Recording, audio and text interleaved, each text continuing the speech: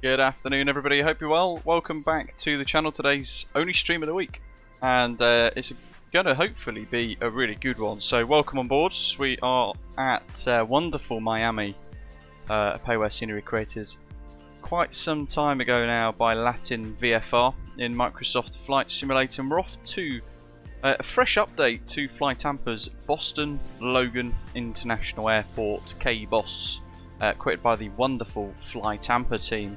And it was an update released about 2 or 3 days ago now, so we're flying in fresh to check that out. It includes some performance optimizations, and it'll be the first time exploring Boston and arriving into Boston, flying over JFK en route with the RTX4090 as well. Very exciting. So Badger, welcome. David, good afternoon. Rab, living on a player, hello guys, welcome, and everyone else wherever you are in the world tuning in. Perhaps for the first time, it's great to have you on board. Here we are. It's been a little while. A long time, in fact. We're in the Boeing 747-8i and our very own Osprey Airways. Living the dream, welcome. Our very own Osprey Airways livery, our virtual airline here at the channel. And we're going to be checking it out for the first time since the AAU2 update back in June. It's been a really long time since obviously that's released now, with almost the opposite side of summer. In fact, we are the other side of the summer, really, for those of us in the UK. This is the first time that I'm actually checking it out, so I'm excited, looking forward to it. I've heard good things about it, and it is a wonderful looking aeroplane, isn't it, really? BJR, welcome, Osprey 2090. Great to have you fly along. Hope you're looking forward to it.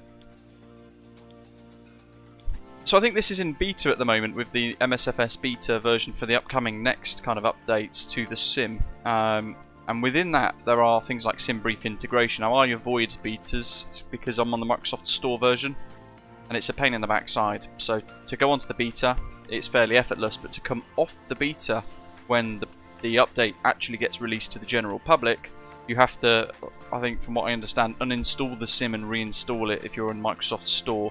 Whereas Steam, just click a beta button and they can quite happily revert between both versions fairly effortlessly. So that's why I don't do the betas, and for that reason we don't have SimBrief integration in this today. But working title from the last 20-30 minutes of banging my head on the ceiling and mucking around in the flight deck, I've actually done a really good job with this as well, to be fair. Airway insertion was effortless. I've manually input this entire route, 4 pages long, dead simple, really easy. The only thing I've had to do without the SimBrief integration or a tablet is go into the weight and balance tab here and add in our weights. So our payload, our fuel in the tanks, and I've had to do a little bit of tweaking and rebalancing to make sure our centre of gravity is at least in limits, just about. But I'm looking forward to it. It's going to be good. Let's run through New Sky because A, we're tracking our virtual airline flight on that, but also B, that's where I can show you guys our operational flight plan from SimBrief. So here it is. My call sign Osprey 165 Heavy. And the 747-800, cost index of 78 and a cruiser flight level 350 for today's sector. Block fuel leaving Miami is 37.9 tons of fuel, and our FinRes plus alternate is 11.5, so that's a diversion to JFK should we need it. There's an alternate route to JFK, so if we do have to divert to Kennedy, then effectively what we will do is follow that route there inside our alternate route planning. And you can see here our weight. So we have 410 passengers on board, all happy Osprey Airways frequent flyers, no doubts. Cargo 21.5 tons and payload 54 tons in total, giving us a zero fuel rate of around 275 tons. Fuel almost 40 tons and a takeoff weight of 311.1 tons, which is incredibly heavy, isn't it, really, when you think about it? My goodness. There's the route. And our en route winds as well. No significant weather forecasts throughout the journey today. One of the things we do need to bear in mind in this though is our taxi, because the aeroplane's pretty wide, isn't it? There's a little bit of weather here, significant weather out towards the Caribbean, well, north of the Caribbean, in fact. So heading out to the east coast around there. Is that about Charlotte or Cleveland way? Charleston? Or was it Jacksonville? Jacksonville's there. So it's around, so east of Charleston by a couple of hundred nautical miles. There seems to be cumulonimbus clouds, probably a little bit of a hurricane building as well, or some sort of cyclone anyway. There's a lee in the middle, so we're not flying near that. I'm not too worried about it. You can see some hazard lines around the weather there too. And then our wind data displayed on the screen here. Nothing too contentious to worry about really, but certainly our en route planning. We're not flying near that lee, so we should be okay. That's it. Average winds 239 degrees at 27 knots. Lovely jubbly. And we're obviously tracking the flight on Volanta as well, which interestingly doesn't have the weather here that was in the warning. I'd have to revisit the meaning of lee just to be 100% sure. Is it Hurricane Lee? Not an actual lee.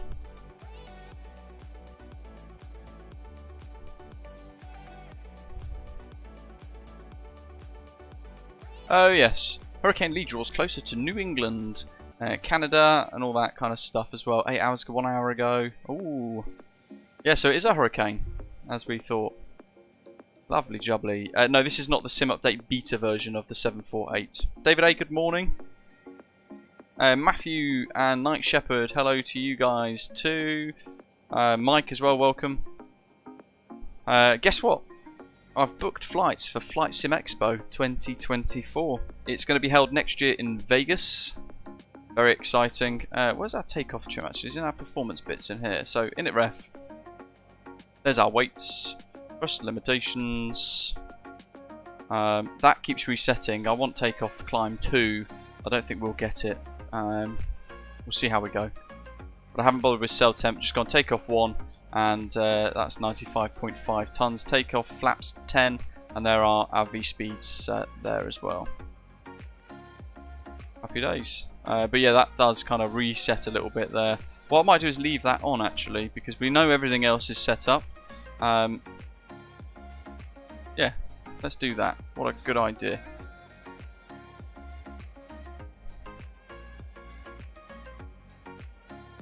We can go, there it is. Auto brake to RTO, altitudes set to 5,000 for the departure, heading of 092 and V2.165 in the box. If we look at the charts, I need to get my annual leave requested through work. That's the only big step next. So we're here at Concourse Delta on one of the heavy stands, specifically Delta 23. Just going to tune to Unicom.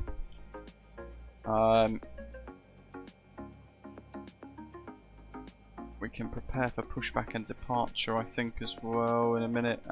It'll be fine. We'll do it in a few minutes. We're going to push and start, and then we're going to taxi out. Now, this is a general kind of airport diagram. There is specifically one for approved taxi routes for the 7478, and that's because similar to the A380, it's bloody massive. So they have their own unique taxi routings and things. By the looks of it, the only ones to actually fly into Miami are cargo. Looking at this, maybe Lufthansa as well, because they've got routings here into Concourse E and F and H. So they're the only options there. Morgan Thomas, welcome. MT, by the way, developer of what is now a freeway at Coventry Airport scenery. Really nice bit of work. But we're going to taxi out. We'll work out on through spot 6, November 9, left onto Mike, and we're actually planning for 08 right today. We could use 9, which is what they would do in the 748, of course, but we'll use the contingency taxi routing today, the amber bit, contingency use 748 taxiways and runways, and the contingency runway for the 748 is 08 right, which is what we have planned for anyway. So we're going to taxi out through Mike all the way down on this contingency taxiway, to Mike 1, and then we'll go full length and 08 right. Heading of 092 degrees for takeoff. And then the falls to departure. So, initially heading outbound 092 degrees. Before we turn to a heading of 124 degrees, outbound to Jamba. There's a marker there of large beacon for us to be careful of. Out over number 11 and Mike down the top of central Miami. 124 degrees to Cabola, then 054 degrees to Mark at 5,000 feet. From there out to Foals, and then we're going to transition from Foals to Goza, then Alira, something like that. Yeah, A380's got separate taxi charts. There you go. That's the A380 taxi routings. Even more limited. But yeah, British Airways fly to Miami in the A380. Lufthansa, as I said a few minutes ago, in the 748. And then cargo as well. Hence the northeast based bits up here. That'll be maintenance, I assume, up here. And that, I assume, is going to be cargo. Although this is cargo, isn't it?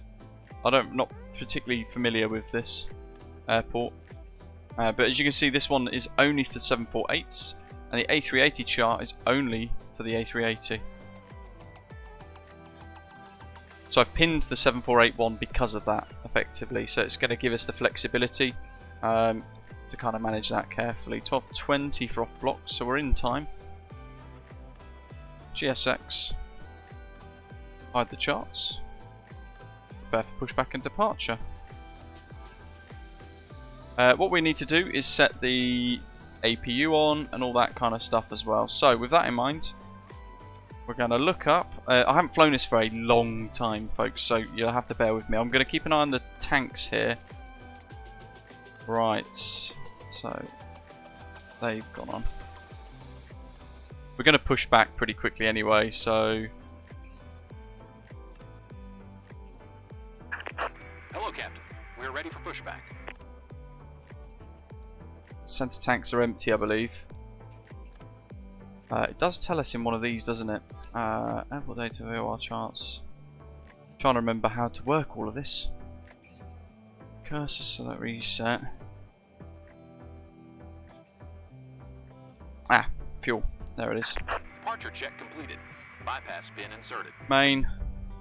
1, 2, 3, 4.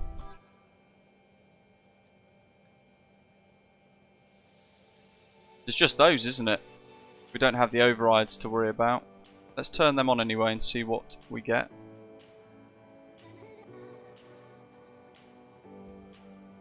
Okay.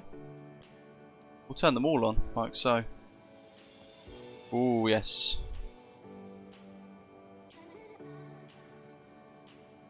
Right, now where do we want to face?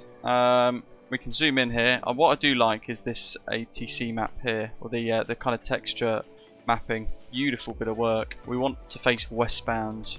It's going to be nose right facing west on the ramp. We're going to prep that, get it ready, and we're just going to get other bits sorted out in the meantime. So hydraulics are all on automatic. APU generators are available. External power goes off. Nav, standby power, APU's on. Gens are on. Bus ties are on auto.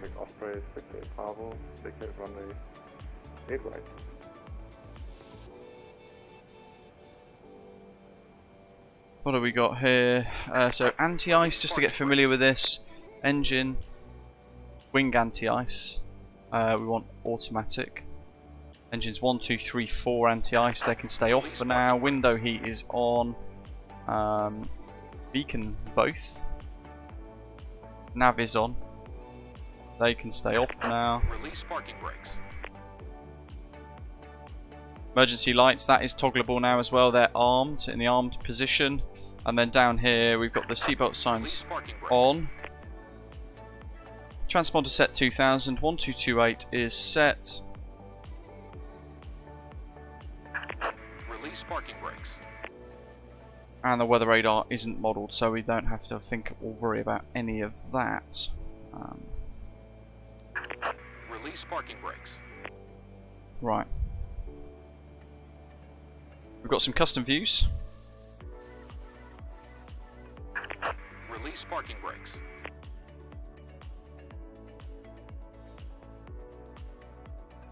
Lovely. Absolute cracker of a jet, isn't it? Let's pause the music then. Let's focus on pushback. So, Miami traffic, Osprey 165, heavy stand Delta 23 altimeter 2989, push start facing west on the ramp. Bar brakes off. Commencing push. All engines clear. Start at will. Skrrr. Call the fire trucks. Osprey 68 Bravo, on stand Delta 27. Thank you. Good old for today, GSX. And have a great flight, all Osprey and all. There. Right. That's all good. That's all on. Miami Therefore, traffic, American Airlines 4. 2247 going to be crossing runway 8 right for runway 8 left departure. Miami traffic.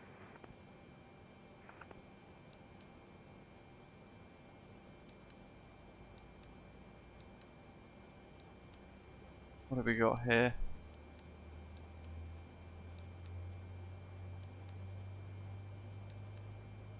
Let's pop the fuel control lever to run.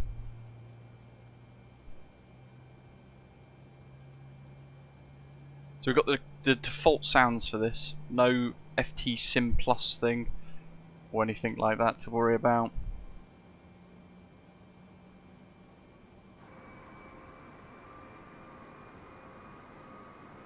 Craig for IFR, yes.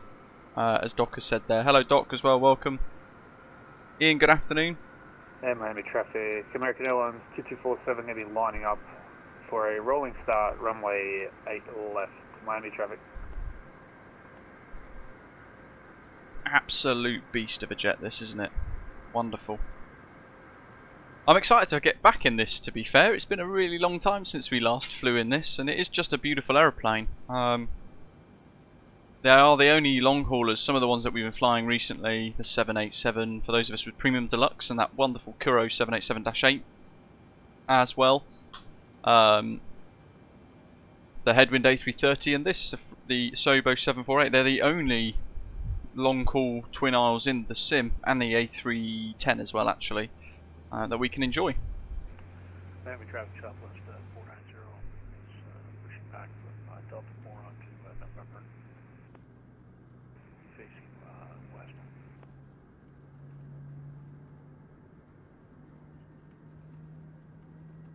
Set parking brakes. Cockpit to ground. Done. We have a good engine start. You can Sure do. disconnect. Unlocking gear.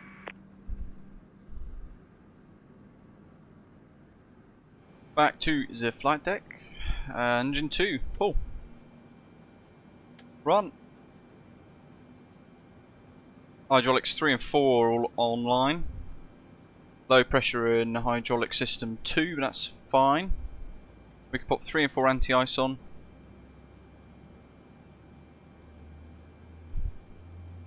APU bleed is currently on, engine bleeds are not, that's because we're in the engine start sequencing bit.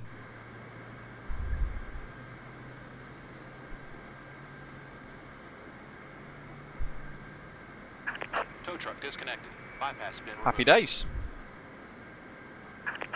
Left is clear. Right is clear.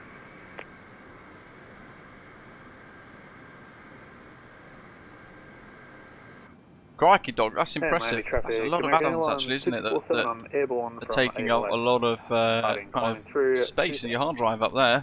Doc saying there he's uninstalled all the Sobo General Aviation aeroplanes, the Sobo A320 Neo, and all add-on planes that he never flies. He's managed to therefore free up a whopper of 45 gigabytes of space in his hard drive. That's impressive. Anthony, hello to you. I'm good, thanks. I'm in the middle of changing teams, so this week I've just been working 4 days. Quite intense what I do for work. I can't really talk about what I do for work. It's incredibly intense, physically, mentally demanding and all that kind of stuff. I've just done a promotion process the other day as well, along with a load of other training as well through the week, and I'm now actually moving across to a team that had a different, the opposite shift pattern to my shift pattern, which means it's disrupted me quite significantly. So I've only got 1 day off before going back into work for 2 days, 2 night shifts, 12 hours, so it's pretty long. I'm feeling quite tired already, if I'm honest. But I'm also going on holiday fairly soon, which I'm very much looking forward to. 1, 5, 10 for flaps, which is interesting because it said flap 5 was a no-go in here. But let's see if I can change it again.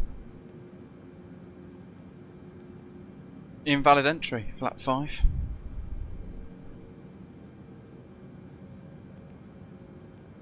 Let's see if it takes 0.5. No. So it only wants flap 10. Now, I don't know if that is a kind of a real thing or not. I'm not too familiar with the 748, of course.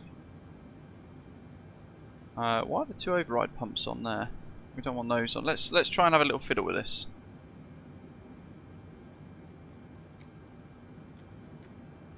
Okay, good. So,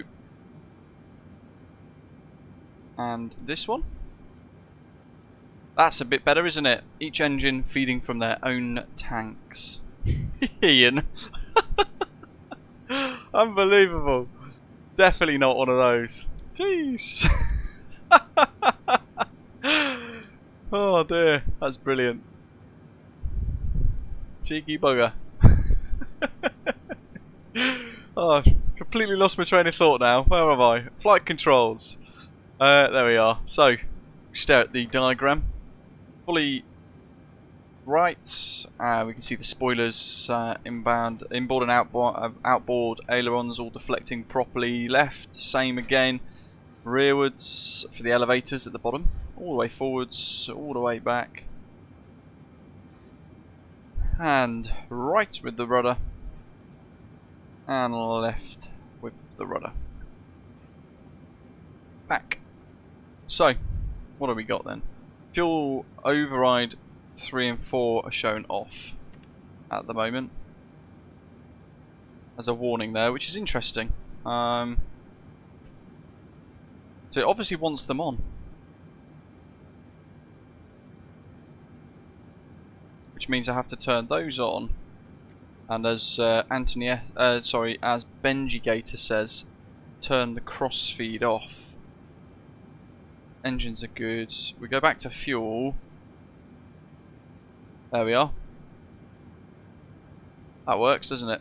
We'll just keep an eye on the main tanks as they start to kind of burn a bit of fuel. Main 2 and 3 are the fullest of the lot. If I bring up that, where is it, the weight and balance tab again, I'll be able to show you guys that there's a huge difference, in fact, between the two.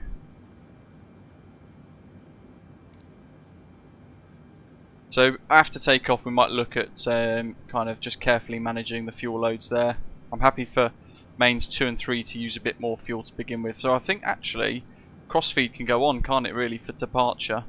And it can use the centre tanks primarily.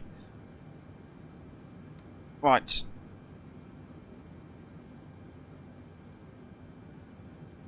Part brake off, taxi lights on, and let's call up for taxi. Miami traffic, Osprey 165 heavy, taxiing out of Concourse Delta via spot 6, November 10, left mic down to mic 108 right, Miami. Just do a quick dab of the brakes. Andrew, defaults 747-8, buddy. Night Shepherd, welcome, welcome.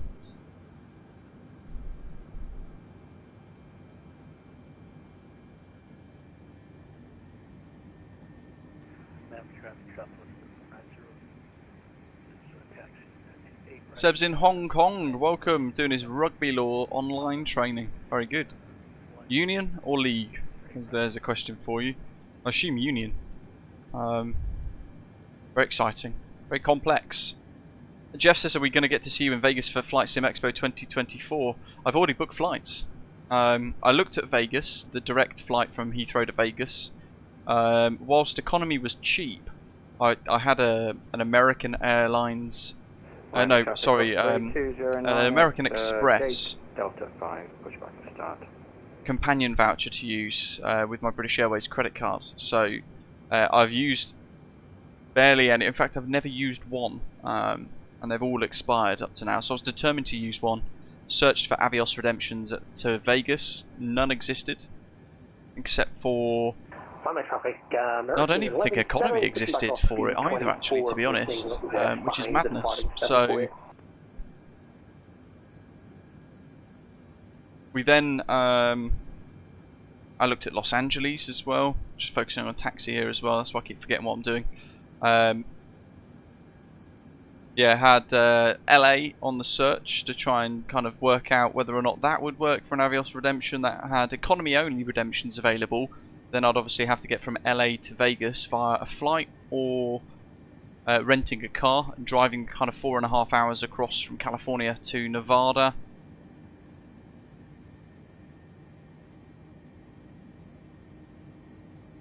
And then what I did is looked at I looked at good old Google Maps, in fact,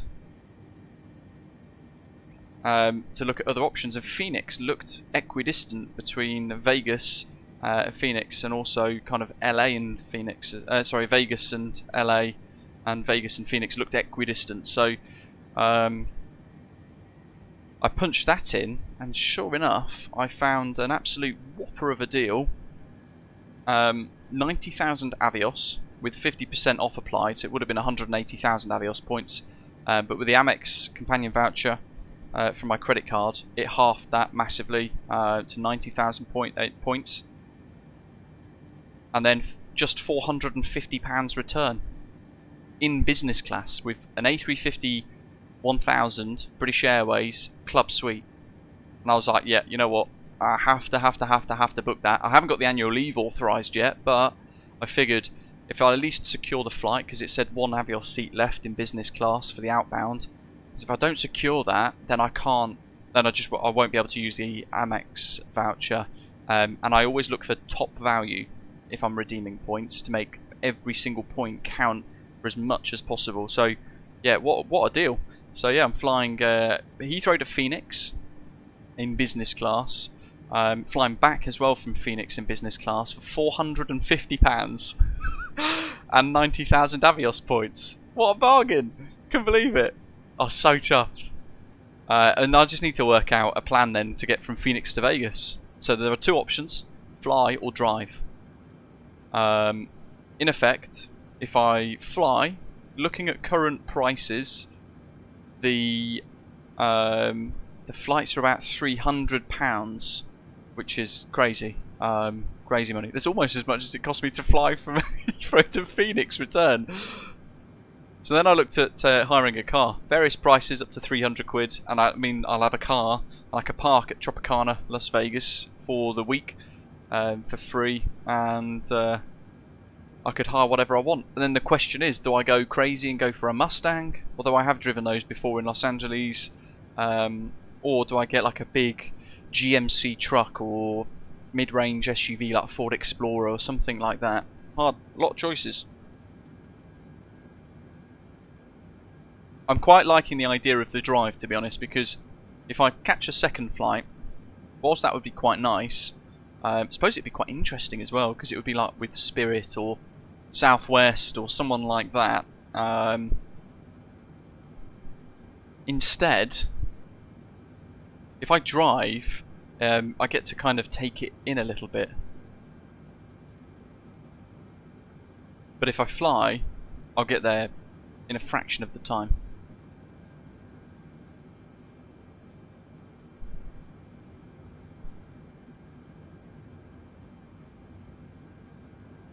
David says, do not fly Spirit.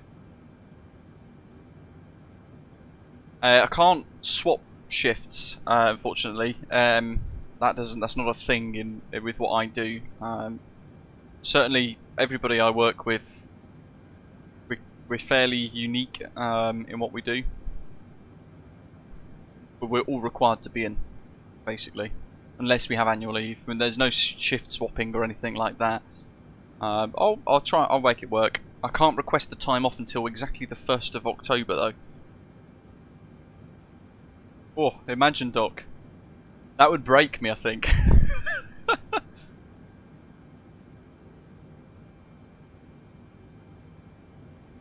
Oh yeah, let's turn the APU off.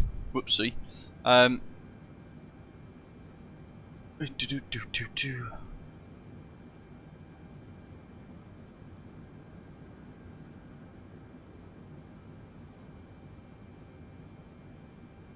haven't looked at train, to be honest. Can't see the option for auto balancing the fuel. Somebody mentioned that a minute ago. Ah, chuffing heck.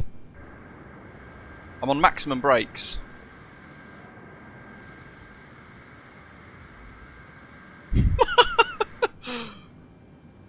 Should probably put the strobes on at this point. It's gonna be one of those days. I was properly on the brakes then as well.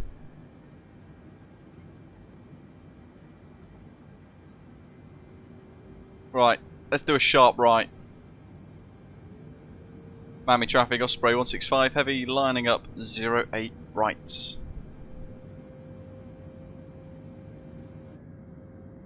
Lovely jubbly. Look at that. We're just keeping the main carriage over the things, aren't we?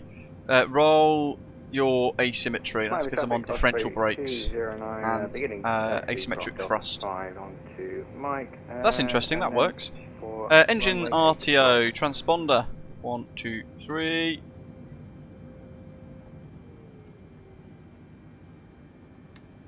Landing lights, runway turn off, all the lights and signs set as required. We want the engine anti-ice on auto, engine bleeds are on, packs are on. 8 right, runway confirmed. Recirc fans are on. God, there's so much to this. LNAV, VNAV, auto thrust, flight directors.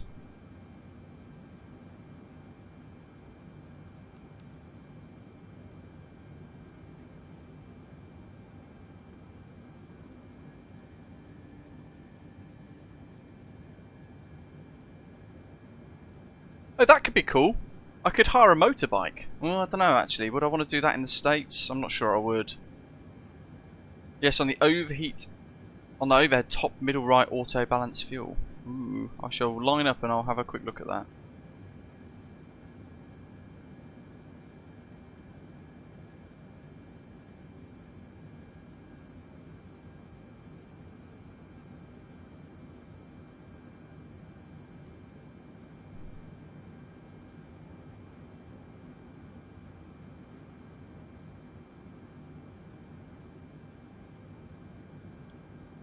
Oh, it's on auto. That one? Or is it this one?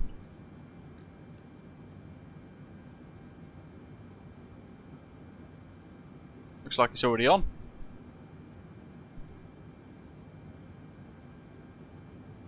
Jolly good. Right, here we go. How well is this going to go? I have no idea.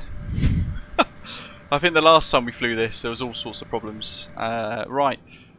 LNAV 5000 is set. Holding on the brakes.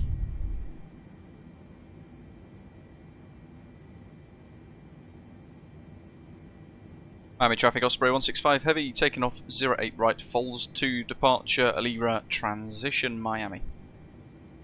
Wind's calm. We could do the control visualizer for you folks as well. What have we got? So 40%. Brakes off. Toga.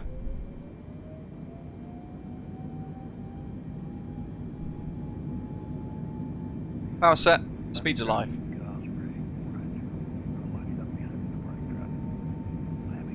This is Takeoff Profile 1, folks. Already coming up to V1. It's a shortish flight for a 747, to be fair. Here we go. V1. Rotate.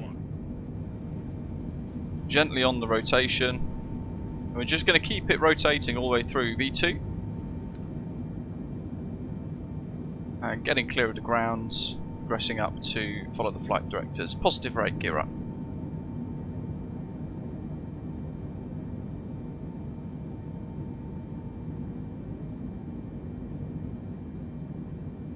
the range there what kind of wants us to fly out a little bit, but I don't want to do that because that doesn't seem correct for me.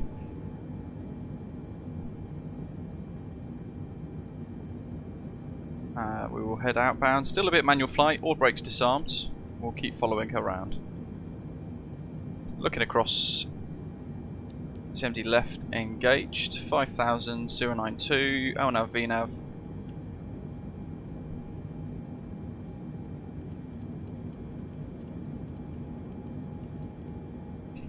Flaps up. Look at this. Woo, yeah.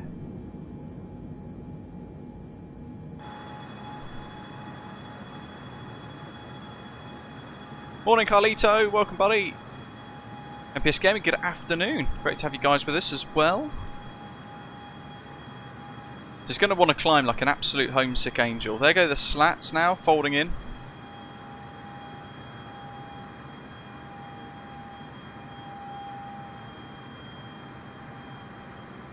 That's what I'm not looking forward to, landing this thing. I might flare a bit too late. Been flying the little planes for so long.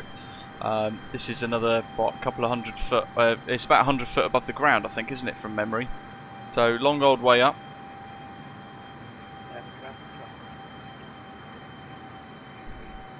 Look at that, wow! Beautiful. Absolutely stunning. So that means we're at 5,000 already. We are, there we go. Flaps are up. Let's keep her climbing, shall we? So 3.5 we'll set.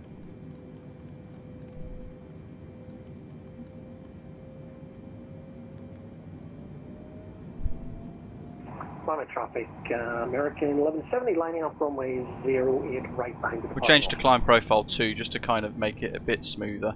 Otherwise we're going to be super nose up, climbing like a homesick angel.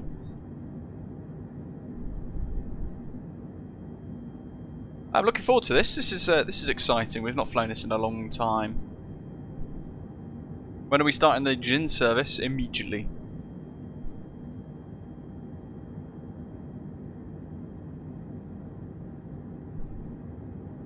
Which we go to? Oh yeah, big old wing view there.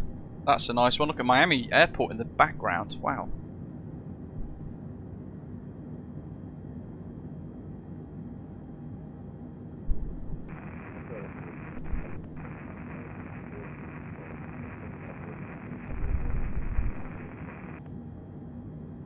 Miami traffic Osprey 165 heavy, final call at outbound Cabola to mark continuing climb to flight level 350.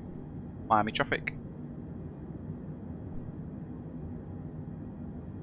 So transition altitude here in the United States is 18,000 feet. As we climb through 10,000 feet, then we're going to ditch the landing lights. What we can do, in fact we're at 10 now, crikey. 1, 2, 3, 4, as I said, we can do is turn the runway turn-off lights off, but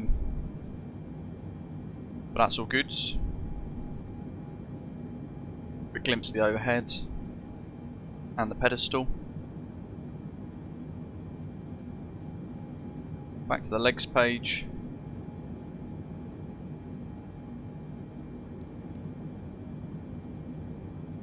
And aircraft's pressurising quite nicely.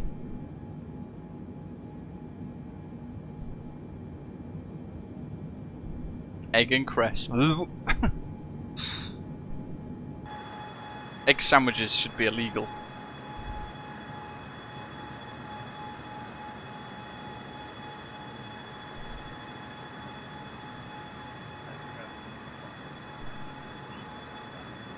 Ooh, I know. Is it that one? Oh, yes. Look at that. Now we're talking.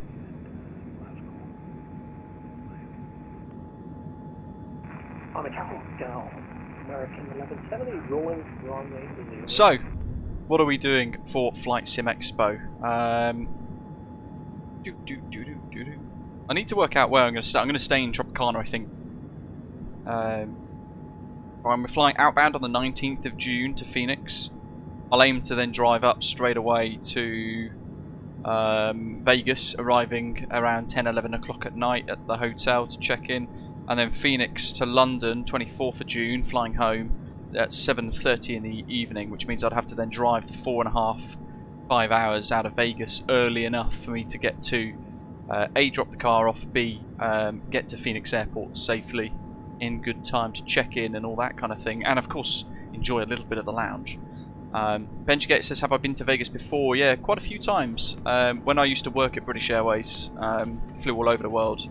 Vegas was one of those trips, but we only ever stayed for 22 hours. What I did on my last ever Vegas trip, I went to Boulder City, went to Skydive Las Vegas, and did some skydiving. And my goodness, was that fun. So I'm very tempted to go and do that again. So I could jump from 12,000 feet, one of the highest parachute jumps you can do apparently, without oxygen.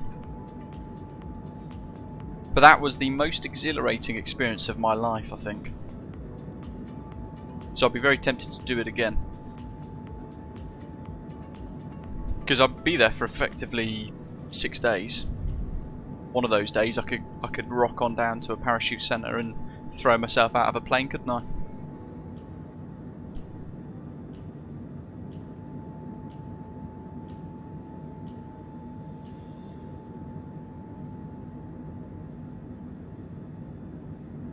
Helicopter Grand Canyon tour is highly recommended.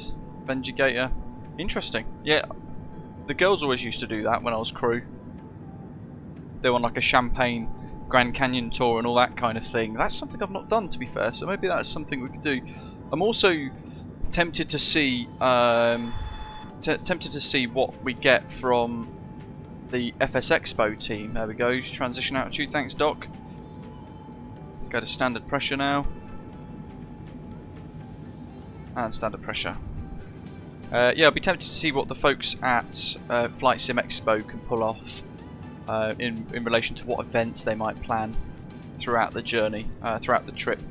So I know they did stuff before the event, and they did one the day after the event as well, didn't they? So we'll find out what they're going to do too, and work out what the crack is. Need to plan the trip, basically. But I don't know, I'm very tempted to just book a car.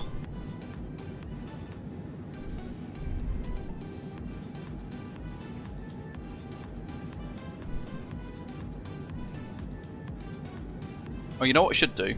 Passengers will be furious at me. Seatbelt signs.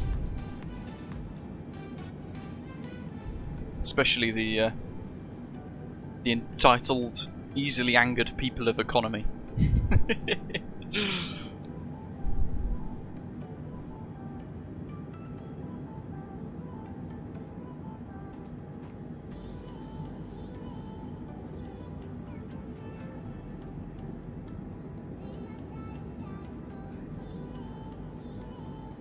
Let me bring up.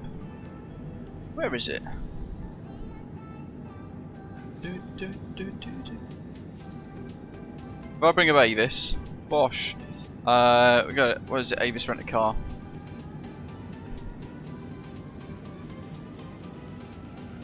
Let's do that so we can still see a little bit of a tease of the nose.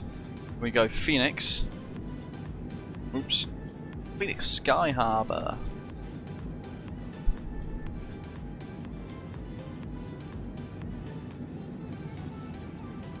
June 19th, and it was a pickup at, I think it's landing at like 5:30, so it'll be like 8:15. To be fair, I'll do 8:30. Open 24 hours, good. And then returning it on Monday the 24th at 17:30, 19:30, 17, about 1700. Drive over 25 and business. So these are all the options, although that's gone up a lot. Where's my special discount rate? Has it reset again? Oh, it has. Hold on. There we go. Fixed it, Badger, thanks. Why is that so expensive?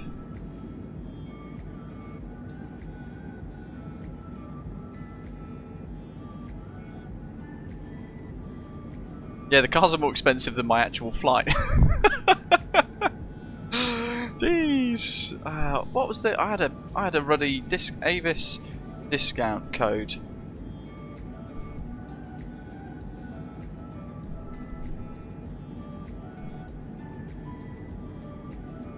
That's UK car hire. I don't want UK car hire. That's rubbish.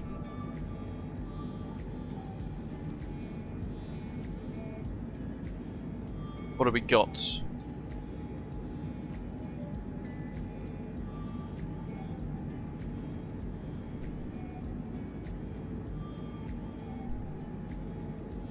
What's the old? What's the thing we have with rental cars? See, the only reason why I picked Avis is because BA do a deal thing with them. I think I did Enterprise the other day as well. Or is it what's it called? Alamo? Budget cars? Something like that? Budget rent-a-car? That's one, isn't it? I don't think they do Mustangs and sexy vehicles though. Evil Ace, welcome.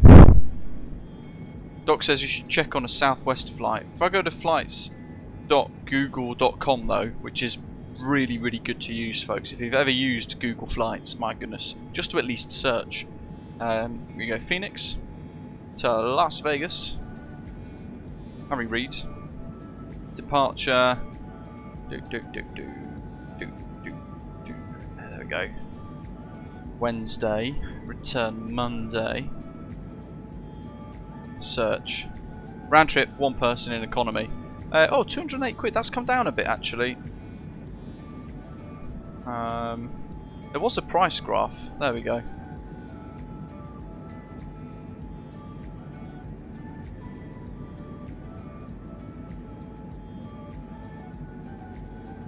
£208 round trip, 100 quid each way. Oh, there we go. There's the price history. Look, it's currently really high. So usually it's 45 to 100 quid. And they're the cheapest options there with American popping up. There's 46 more flights that just get gradually more and more expensive throughout.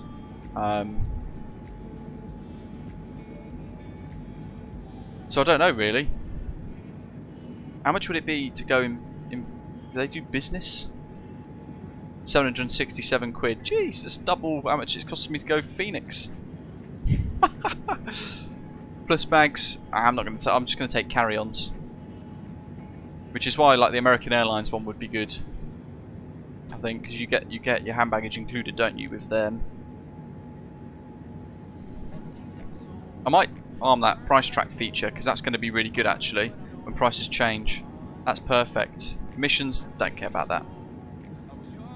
Don't come after me, Greta. I reviewed the BA A350-1000 flight from Phoenix to Heathrow for YouTube earlier this year. Please don't set your expectations too high. Oh, in business class it will be good, won't it? Let's have a look at budget rent-a-car. Ta-da! Please select a state. Phoenix, Arizona, isn't it? Sky Harbor. June 19. We'll put 1830 in again for a competitive result. And 1700 ECD discount number. I don't know what that means. We don't have one. God, they've actually doubled since I looked the other day. What the heck? Who else was I looking at? There was another.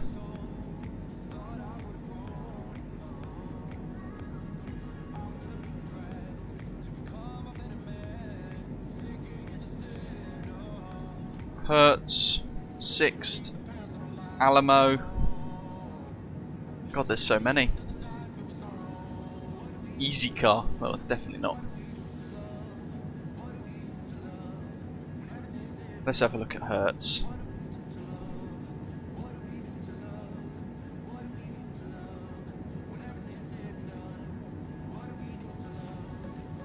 What the heck's going on with their website? It's shocking. There we go. There's got to be discount codes. Yeah, I could delete my cookies to be fair. Try looking again with a VPN. How do I think I've got one already kind of preset in these.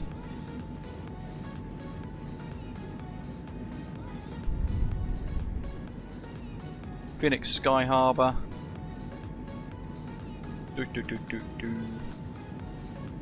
June 19. 1830. Oops. 24th at 1700. 25. Same drop off. Let's see what this gives us. Clipper says rental cars are way too expensive in the US in general. What have we got here? Yeah, look at that. Jeez. That's actually rocketed in price. That's insane. Flights.google.com. If I bring up that one I had earlier on. There we go. Track prices, 200 quid. So this is the issue with the actual flights that I've been looking at. So the 1705 American Airlines service, that departs roughly when my flight in from Heathrow lands. So that doesn't work. So no, those four options there aren't good enough for me. So I have to continue looking. There's a 2150 flight there. That's £208. And then we've got American Airlines. Oh, there's a 2030. It's 250. Oh no, that's next day. Look, one stop. Jeez, definitely not. Let's toggle this. Hold on. Stops, none. Why the heck would we want to do more than one? Okay, so they're the only options, therefore. So the only option there is the £208 American Airlines flight there.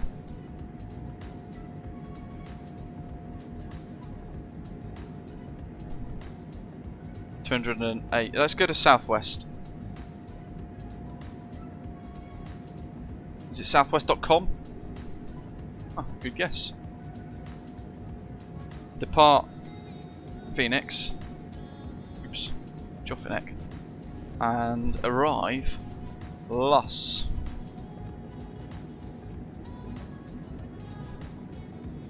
June. Ah, they haven't released the flights yet. That's why they're not on there. So that'd be interesting actually. If I wait another couple of weeks. The flights here, so we're at 3rd of June for flights being released now. So if basically in 4 weeks time the reservations through Flight Sim Expo will open up, which will be interesting. I did have a VPN, but I can't think where it is anymore. Unless it's my Google One. I think it might be on my phone actually. Chris Backett, welcome, welcome. Let's just have a quick refresh and a check of the aircraft's flight path and stuff. See how we're doing.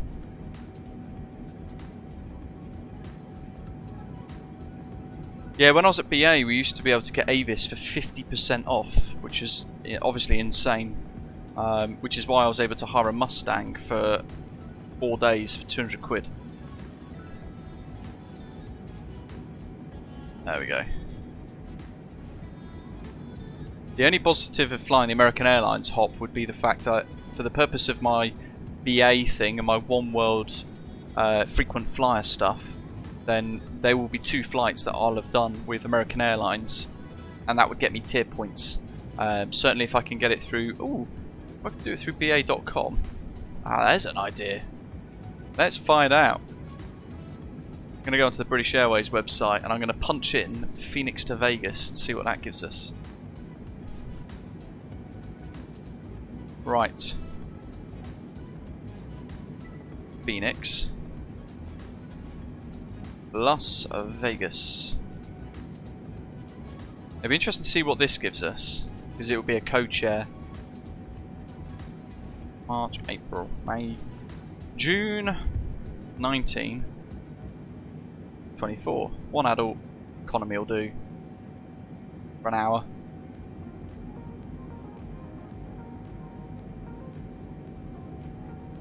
No flights available. So not even a coach share available then. That's odd.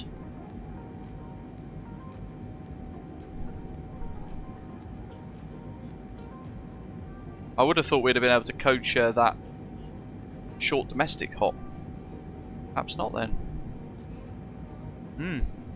Oh well. Southwest also doesn't charge for check bags. MPS Gaming says he flies from Detroit, takes 1 hour 45 minutes. Do it. Southwest will be on sale before then. David says I wouldn't worry about booking the short flight till next year.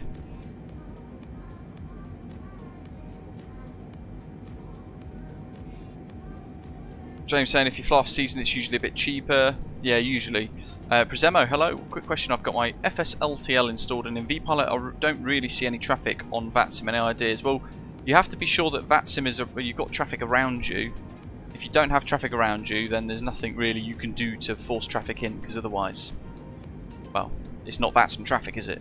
And then in model matching, you've got to make sure that you've got the FSLTL rules, VMR, inserted. If you don't, then it can't find the FSLTL stuff that you've installed effectively. Turo says you can get a convertible Ford Mustang for $51 a day. Turo car rental. Car sharing company. Marketplace. Oh, what is this?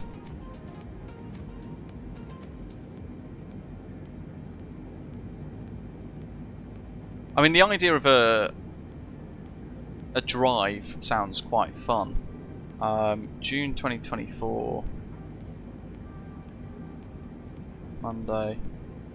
In a way, I'm very tempted to book one way, so when I land at Phoenix, I then transfer to an American Airlines flight, just fly up to Vegas. 24th, 6th, 10. And then, oh no, sorry, so I land at Phoenix and I'm tempted to drive up one way, and then dump the car, and then fly back, just to make the return a bit smoother, 2 flights, but not certain about that.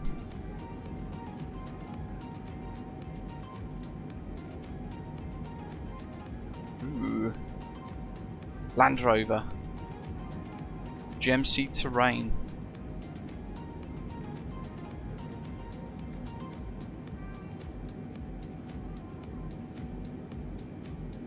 Porsche Boxster. This is actually someone lending me their car for a week. Is that how this works? All-star host. It sounds like I'm literally being given someone's car for a week. That's weird. How does Turo work?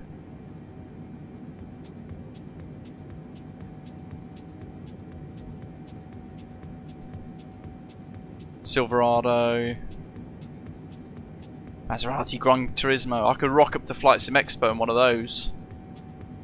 Airbnb of cars. That's insane. This would never be a thing in the UK. Bentley Continental GT. Oof.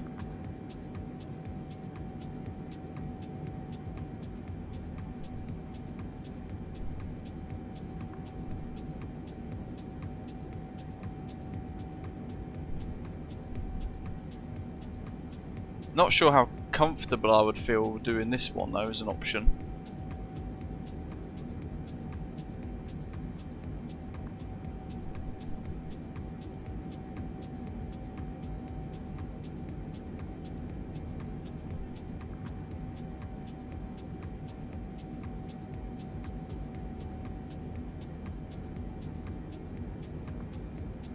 G-Wagon. Full style. Or at rock up in a Bentley. That's an insane price though, $339 a day. Definitely not.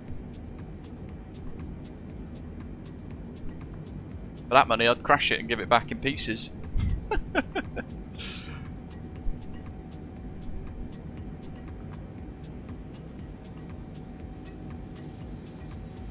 Classic Sprinter van. I'm not sure about that. Don't know.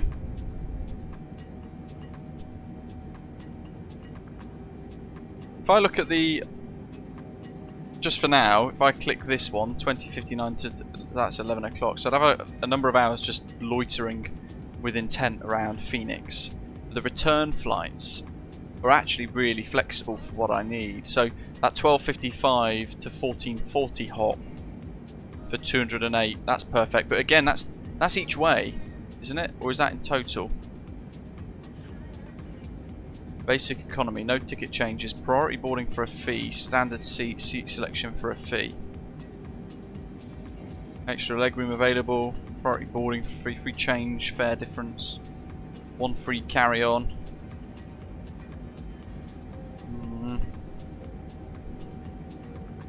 Main plus, main select. Let's do main cabin. See what this gives us. $317.79. That's not bad, is it? And then, yeah, there you go. I can put my British Airways loyalty card in. Although that's interesting because it does pop up with that, so I'm not sure if I would get any frequent flyer stuff with that. Promo codes.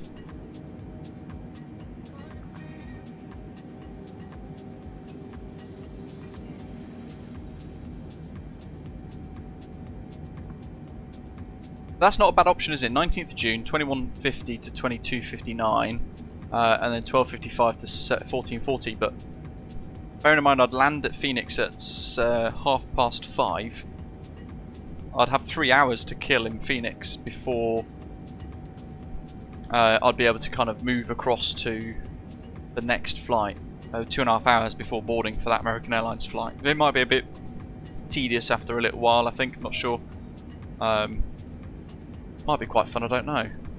But the way back would be quite good, because I could rock up 14:14, nice and early, and then I can just go and crash in the lounge for a number of hours.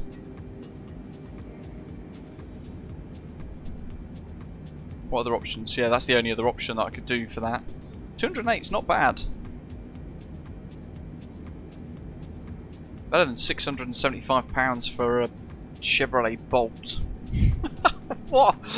Close that. What's the point? That's never a yes. Alamo. I don't know. There's loads. Oh, Thrifty.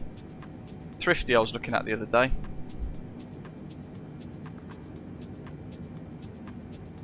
Phoenix. How are we doing on the route Ultra? That's looking fine.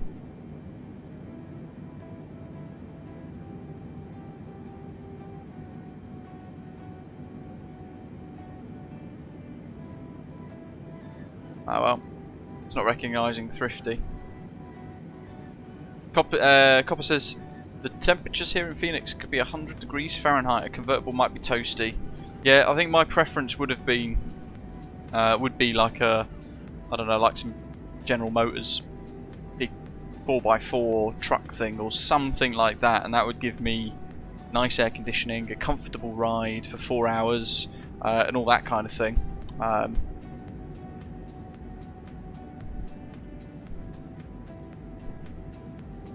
But if the flights are £208, I'd be better off just doing the single hop, really, wouldn't it? £100 a hop. That's not bad. Matthew says, I use it when I need a car in New York City. Works just fine. For Turo. Get a Tesla and you can drive in the new tunnel system in Vegas. Don't even know what that is. I'd have to Google that. The thing is, I'm going to drive to Vegas, and then it's just going to get parked in the car park for the duration of Flight Sim Expo, effectively, like for that week. Unless I think, you know what, I'm going to go somewhere, but you can walk everywhere, can't you? I'd go to like the is it Hollywood Mall thing at the north of the Strip. Hello, Yoep, hope you're well. Who else is in the chat looking at going to Flight Sim Expo? Out of curiosity.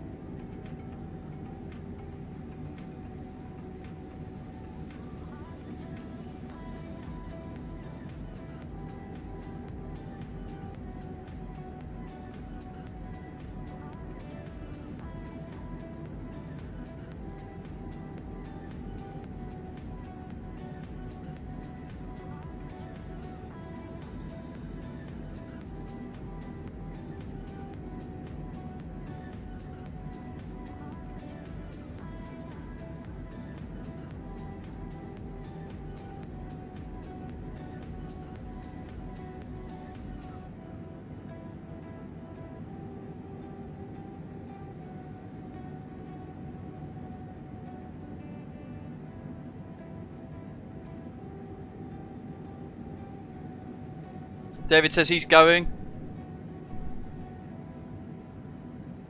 Death Valley is just an hour or two from Vegas by car. That's a good point.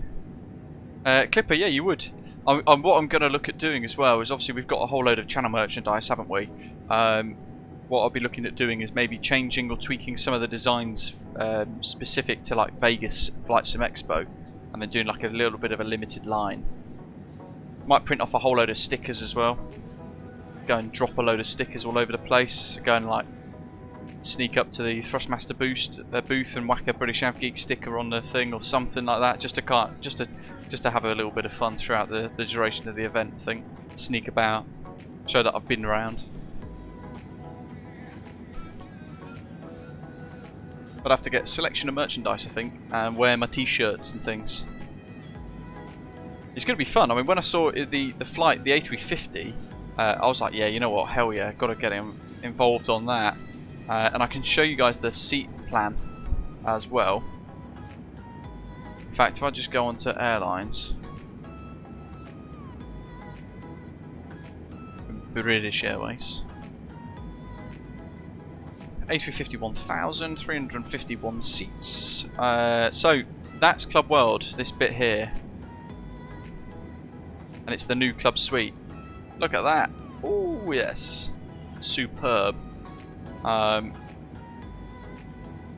Seat Guru is worth its weight in gold, because you can look at all of this and go, right, Seat 1 Alpha, whilst that be so good, it's been kind of moderately reviewed, and it's not that great, because it's got 2 windows, that's a big tick, but it's close to the lavatories and galleys. So I was like, well, I could pay to go there. That's pointless. With British Airways, you've got to pay to reserve your seat unless you're gold guest list, and I'm not. I'm measly blue. I don't fly often enough. And then you can see through all of this as well. It's just a standard Club World seat with 1 window.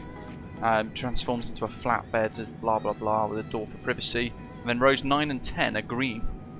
So all the perks, but it's got 2 windows, while other Club World seats have got 1. And it shows you where the wings are. So I know at 9 Alpha, I'm going to have this beautiful double windowed view out over the left hand side of the aircraft, down the wing. It's just stunning. Matthew says if you still worked at BA, you could have Z-fared it. I could actually, yeah, to be fair. But well, ID90 is it would have been. It's like 90% off the fare, but not too bad. I mean, even when I worked at BA, I never used that either. I couldn't afford to because the pay was so bad. Non-revenue flight, David. How are you going to pay? How are you going to catch those? Is there a way to book them?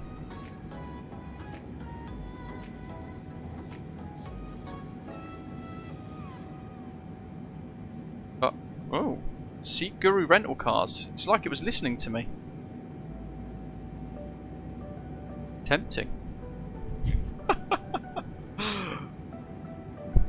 June 19th. I can't resist. Now it's popped up, I've got to check. 1830. 1700. I'm going to leave that purpose of rental off. Oh, epic, David. That's pretty cool. Living the Dream says, as I said, don't get too excited. The new Club World suites aren't great. World apart from World Traveller, but still not great. So I always fly World Traveller Plus when I go abroad, unless the odd occasion I can afford to kind of perk it up a little bit more. But I'm looking forward to it. I like Club World just generally. And I'll be travelling on my own as well, so the club suite might be quite nice. Wow, in the last 24 hours, 26 customers have booked a car at Phoenix Airport, apparently. Might be a whole load of tosh, might be true. This is better, look. Price for 5 days, look, 348 quid. These are the prices that I was seeing the other day, to be fair. Nissan Altima, all small cars though. Let's change the tabs. What have we got here? Premium cars, convertibles,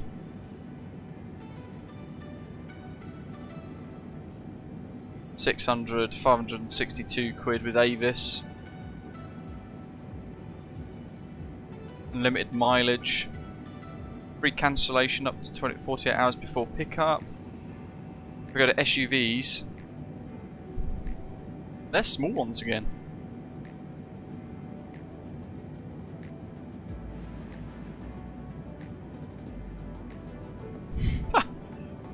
Imagine renting that for 475 quid. Pick a better picture at least. VWX3, that's alright. 506. Where's the recommended on price? There we go. It definitely is a lie, isn't it, Matthew? Never fall for that stuff. Well, Benji, the problem is I'd have to then pick a place that drops off in Vegas, for example. So if I go to pick up here, drop off car at a separate location, drop off would have to be let's type in Vegas. Las Vegas. If I do Monday 24, hold on, 19th. So if I do Thursday the 20th at about midday, we'll do a 1 day. So we just drive at the Phoenix and then park for 1 night, and then the next day I can drive up and drop it off somewhere. Let's see what it gives us. I know if you drop off at different locations, they sometimes put a wild fee on top of it, don't they?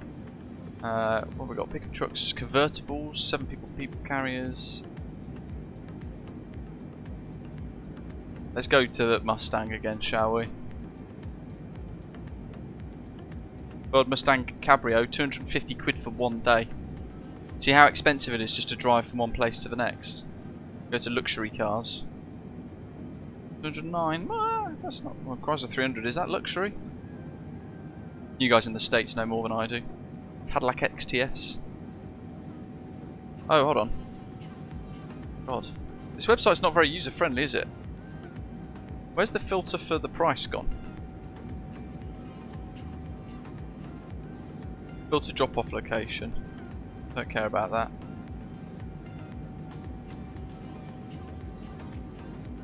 £132 there with Alamo. And yeah, it's dropping off, look, to Harry Reid.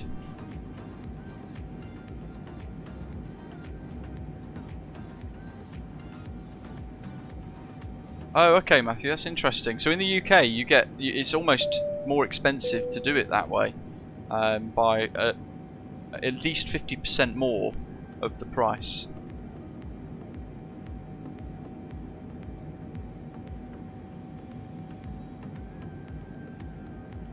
Yeah, that's why ideally I want something that's quite economical, Matthew. Michael, welcome aboard. Thanks for subscribing to the channel. Great to have you here with us today. 5 Series with 6 to £525 for 1 way. Jeez, that's expensive, isn't it? Whoa.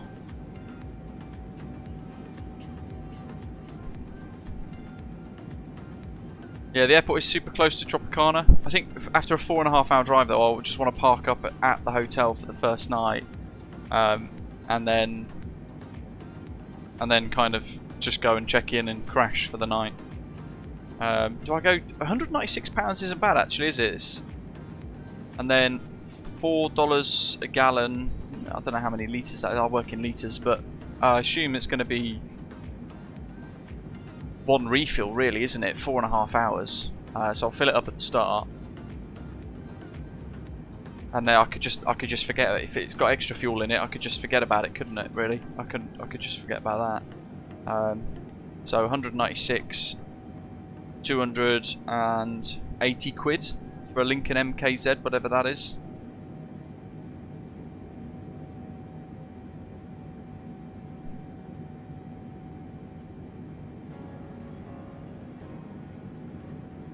Whatever this is. Apparently it's a luxury car. Doesn't look that swish to me though.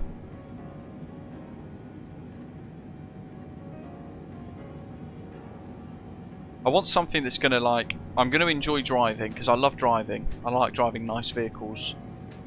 I want something that's going to blow me away and go, oh yeah, you know what, that would be good. Oh, that does look a bit nice and swish.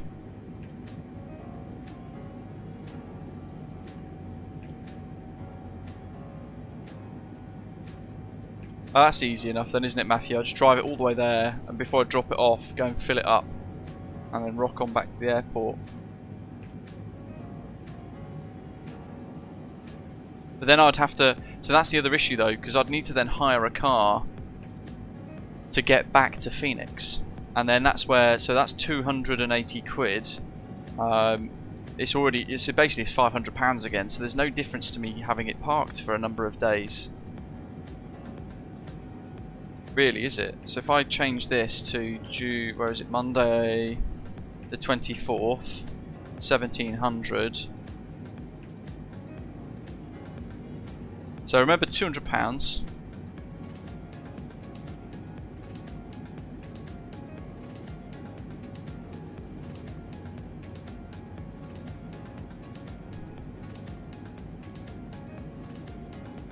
There's no luxury cars on the options anymore.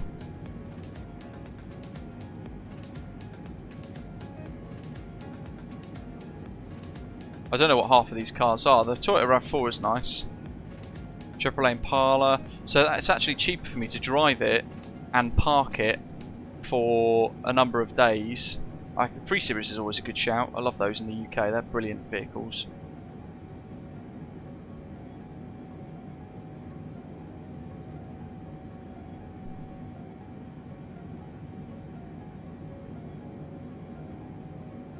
Chevrolet Suburban, big old truck.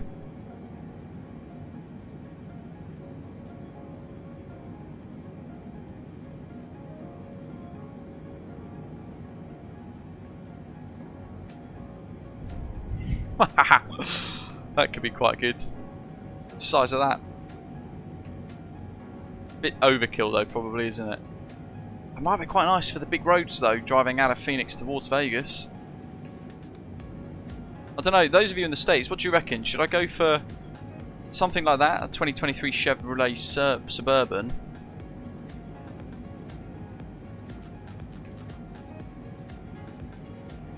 It's actually, it works out the same price, me just parking it for a week, look. Plus then fuel as well, there and back. Something more sporty. I've driven Mustangs and stuff in the past. The Mustang inside is really crap, to be honest. Like, let me show you why. Ford Mustang interior. Right, so I'm going to bring that up on the screen for you guys. No way. Oh, for goodness sake. So, look specifically. It's not going to let me do that, is it? Open image and new tab. There we go. Right. Look specifically at the it's a rubbish picture, but you can see the indicator sticks there, can't you? Well, that's the windscreen wiper, and there's the indicator sticks. Yeah. Hopefully you can kind of see that, and then the general look of the buttons, plastic bits, and the steering wheel textures too. Right. Now, bear with me.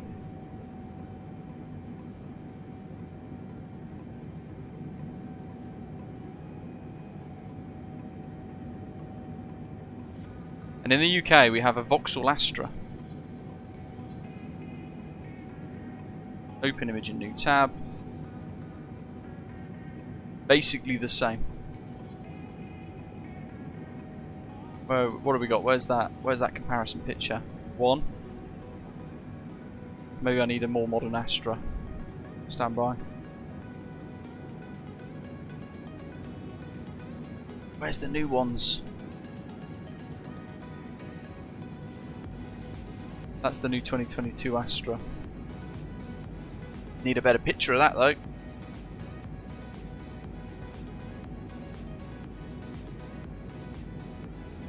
Open image and new tab. Here we go. Right. It's not really that great because you can't really see. But the indicator stalks, because it's all part of General Motors or whatever it is, or Stellantis, whoever owns them nowadays. But basically the indicator sticks and everything are the exact same. Oh no, hold on. Not the Mustang. They're the same as a Ford Focus. It is Chevrolet Camaro SS.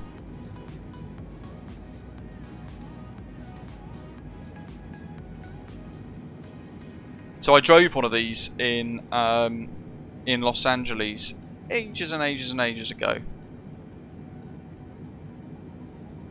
It's not going to let me see the actual sticks and bits, is it? Hold on. Turned into like a car chat. But you can see the sticks there. And they're literally the same. So all of the dials and everything are the same as a Vauxhall Corsa, which if you don't know what that looks like... Vauxhall Astra, my goodness. Tell I'm tired.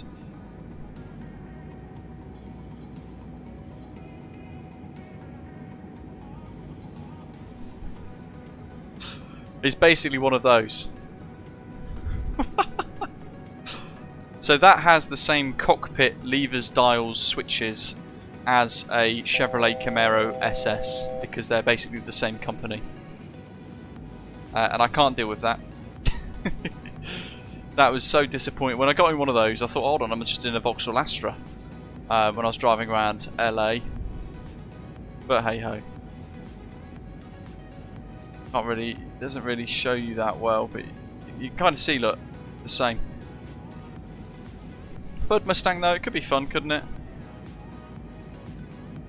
Suburban is a huge gas hog, but great to drive. More fun to drive a small car on mountain roads than a land ship. The thing is that the Mustang is 19 miles per gallon, isn't it? I think, roughly.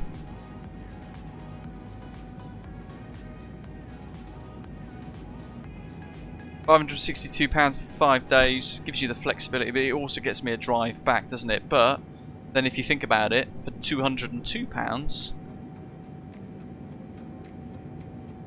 actually, that's a way to do it, isn't it?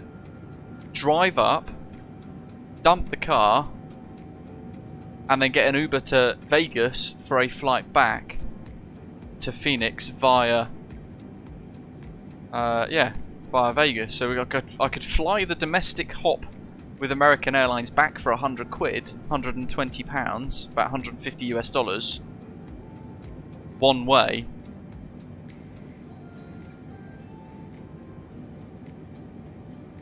But I could drive up one way and leave the car in Vegas, couldn't I? And that would be, so that's £562.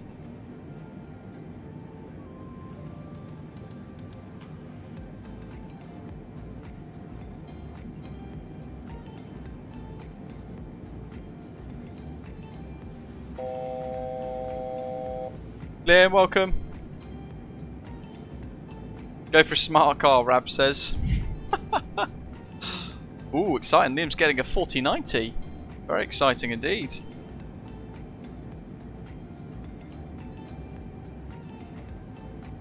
So for a... Oh, crikey heck. Go away, recapture. There you go. I could take a Ford Mustang. It's not a free tank of fuel though, really, is it? Because you've got to fill it up again. Free cancellation with Alamo up to 48 hours. So £161, or recommended on Price, cheapest first, £161. So £161, so £250 for a tank, plus the rental, £250, plus 100 and something pounds. I'm not going to take checked bags, Matthew. I'm just going to take it all in one cabin bag. If that makes sense. Just keep it nice and simple that way. Just take it all in one check bag. One carry-on, and that'll do. So I don't have to worry about checking bags in and collecting them and stuff like that. So that means for me it'll be land at Phoenix from Heathrow, drive up to Vegas, 4.5 hours. Oh, what, you have to insure it separately, David? Let's click in. So you get it all packaged in the UK.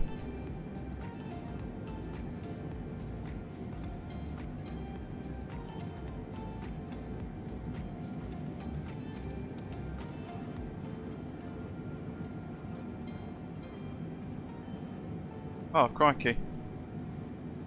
Oh, it's only £12.54 per day. It's £12.54. So it'll be 161, call it £180, plus 60 quid. So yeah, £250, plus then get an Uber to Vegas Airport on the return. 30 quid, 40 quid? I don't know, it's quite close, isn't it? Or even if I have to, I'd take a bus.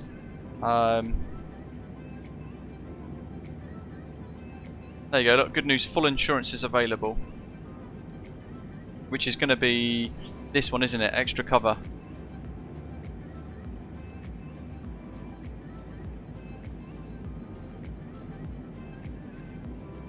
Who's it with? Alamo.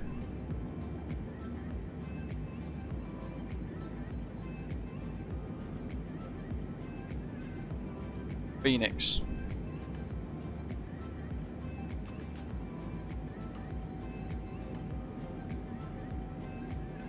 Ah, Matthew, that's a good point. I've not thought of that. Although I would say to them, I'm not being funny, but I'm having to transfer to another flight, and if I check the bag, I'll miss the flight. And then hopefully it will mean that I can keep the bag with me. Wednesday 19th. Well, does that not work in American carriers?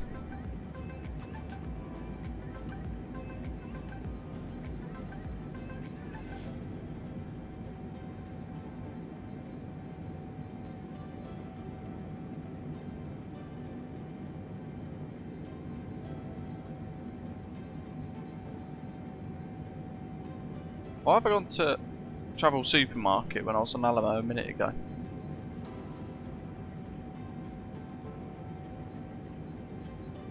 Hold on. It's because I was staring at the live chat.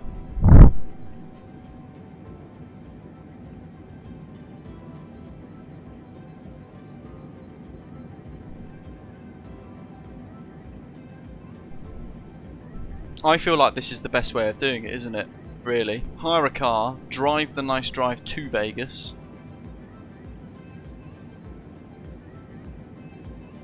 Different return. Return it to Vegas. On the 20th. At about midday.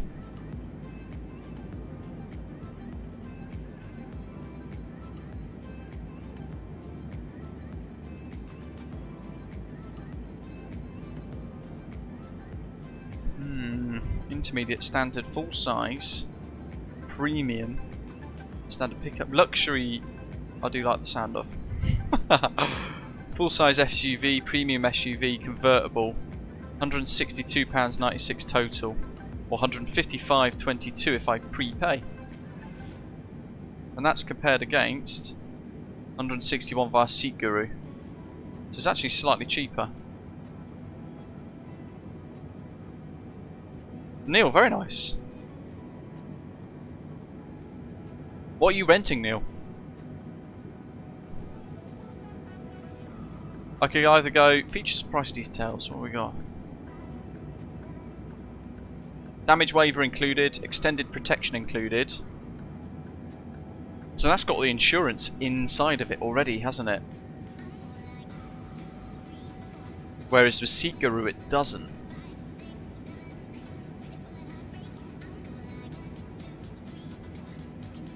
But I like the idea of a Chevy Suburban or Chevy Tahoe. What have we got for luxury? Cadillac XTS. So what would you guys rent in the chat? Put your answers in. Would you rent a Cadillac XTS for a 4.5 hour drive on predominantly just one road, or would you take a small SUV, a Chevy Suburban premium SUV, or a Ford Mustang?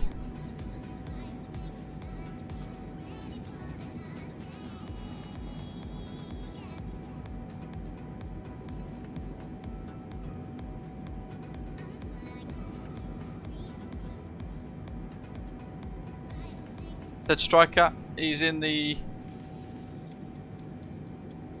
Latin VFL's A321 with the Horizon mod to make it better. Mustang or Cadillac, Matthew says. Oh, there's a double whammy there.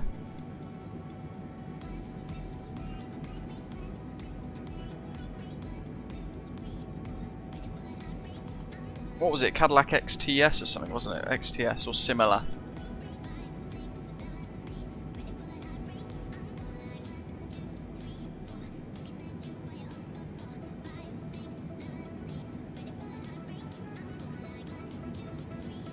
They're this. Oh, there's no other pictures.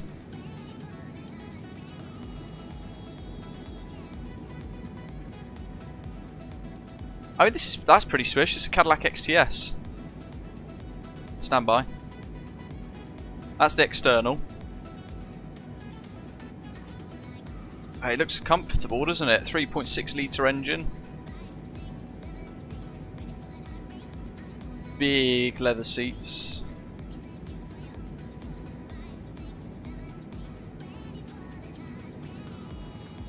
Or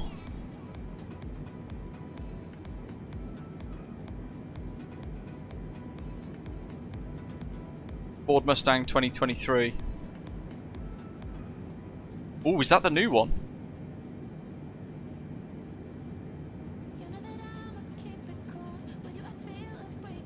No way. Is that the American? Is that the US version? It's got to be.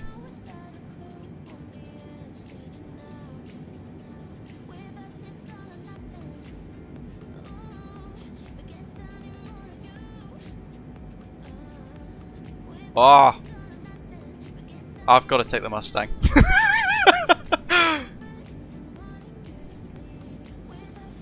Jeez. Yeah, screw the Mustang Mach-E. Spit. A Flight Sim Expo, Neil.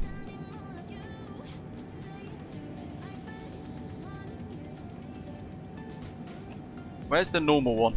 Just want the normal USA.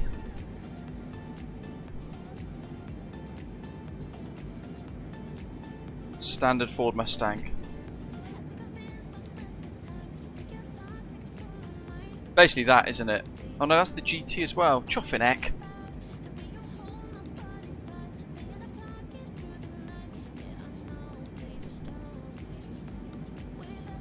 Let's just go to the Ford website. Basically that, isn't it?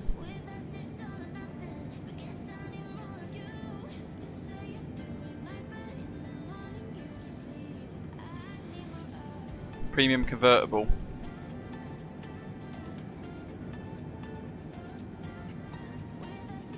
It's going to be roughly that style. I don't know if I want the soft top though, it's a bit lame. Go away, Ford's opinion.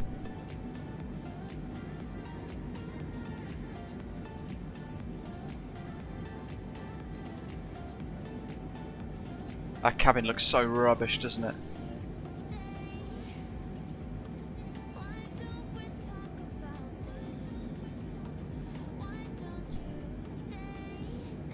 When I took the I took a Chevy Camaro SS, the option was a 5-litre GT Mustang for the rental, or where is it?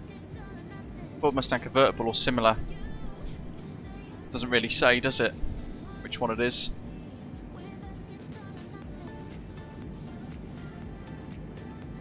I think it's £134. Look, for the Cadillac XTS.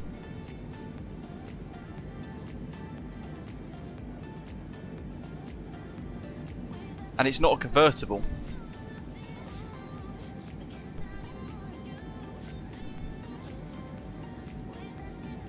And it might be a bit different. Granted, none of these cars are truly luxury by European standards. Our cars tend to be made of cheap materials. Yeah, that is the thing, isn't it? Really. Neil's got. I have one. It's in a Mustang, Tahoe, automatic cruise control, aircon is what counts. Absolutely.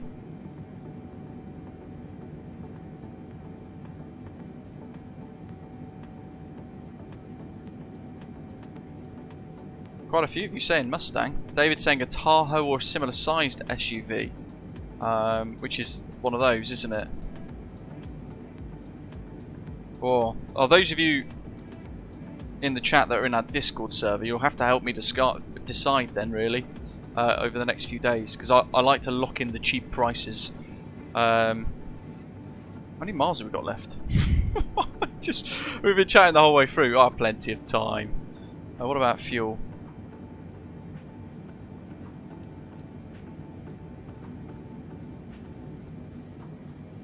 Loads.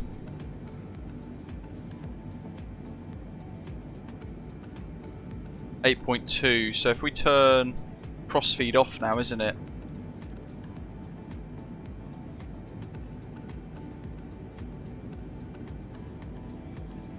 Is that it?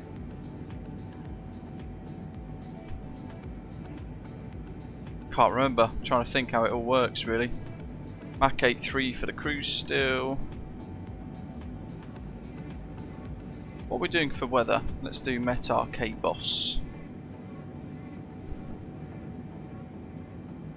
Yeah, I'm curious to kind of get your help deciding what, certainly those of you who live in the States, what you would ride in for 4.5 hours, potentially 5 hours. David, it's flying okay actually. It's not doing too badly. The hand flying element of it after takeoff was quite nice, I have to say. There's a Hurricane Lee is over that way somewhere, right beyond the horizon though, out of view. But yeah, doing quite well. It's just very basic, isn't it? Still, but it's huge, you know, vast improvements to it, most certainly. There's the weather. So 010 degrees at 14 knots, gusting 19, 10 statute miles. I think I'm driving to Vegas, AJ Finani. That's the problem. Phoenix to Vegas, 4.5 hours one way. Few glads at 3,000, scattered 6, broken 25,000, altimeters 3010. So scribble some of that down.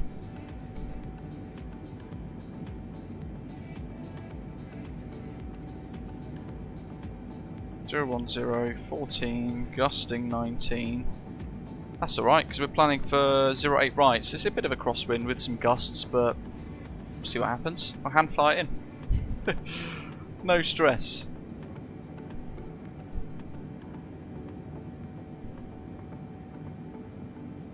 Well, the drive should be quite nice apparently, from what folks in the chat have been saying today. I was going to drive both ways, but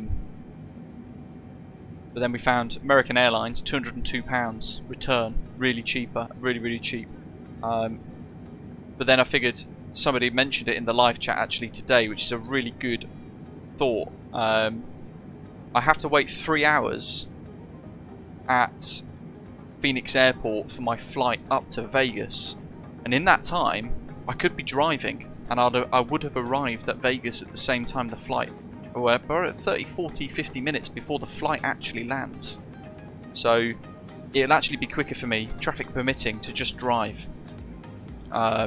So with that in mind, what I'd be looking at doing is driving from Phoenix to Vegas one way, and then booking the American Airlines flight from Vegas back to Phoenix on the day that I return home, which means I'll have a bit more of a morning in Vegas on the Monday. Carlos, welcome. I've got my Honeycomb Bravo throttle and the Boeing TCA yoke, which is a little bit similar to that. It's more of a 787 yoke.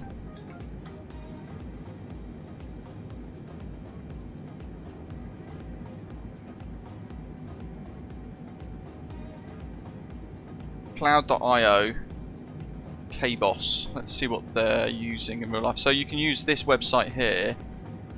Oops, not KBOX, KBOS. There we are. We can see what the data is. So ILS 4 right is in use at the moment.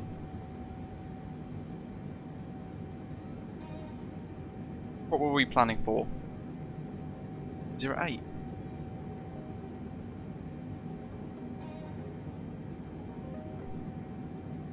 Oh no, it is 04 right. Why did I write down 08? I don't know. But yeah, 04 is what we're planning. ILS 04. Alright, that's good.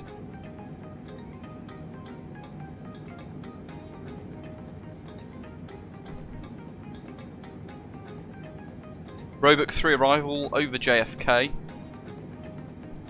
Got a little while left yet still. You know what we could do? We could whack this up to Mach 8.8.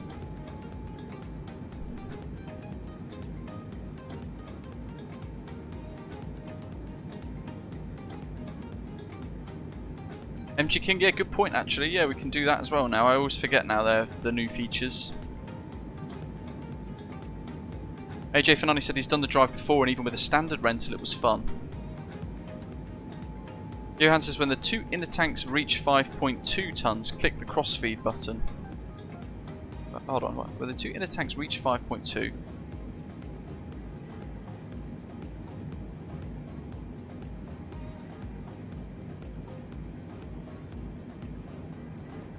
So basically, you're telling me I've done that too early, effectively. If you explain that a bit more, in effect, you're saying I've done that too early, and I still need to suck tanks, the main tanks out, don't I? I think that's what you mean. I'm assuming that anyway, because we turned the crossfeed off about 10 minutes ago, 5 minutes ago.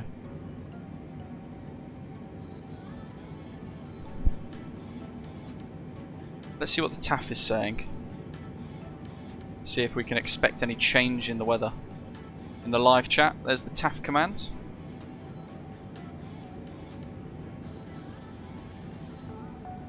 Bingo.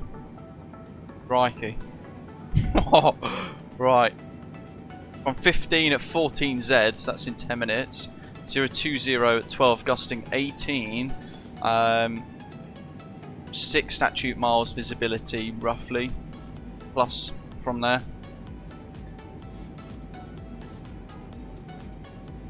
Yeah, 08 right was the departure. Yeah, I think that's why I wrote it down by accident. So we'll go arrivals, back into the arrivals tab, KBOS, 04 right for the arrivals via Goshi for the transition. We want the Roebuck 3 arrival over JFK. Wicked views. By all accounts, and there it is. There we are. Not sure about the CPU, Dan, but an RTX4090 I can vouch as being an epic, insanely powerful graphics card. Dare I say overkill for Microsoft Flight Simulator though, but it's really chuffing good. What about some wins? Don't know if it lets us put it in. Let's find out. We're not in the beta 747. Let's do flight level 300. No, 310. It does. 180 at 71.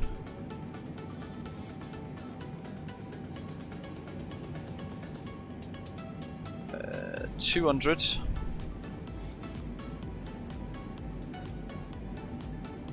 304 at 6.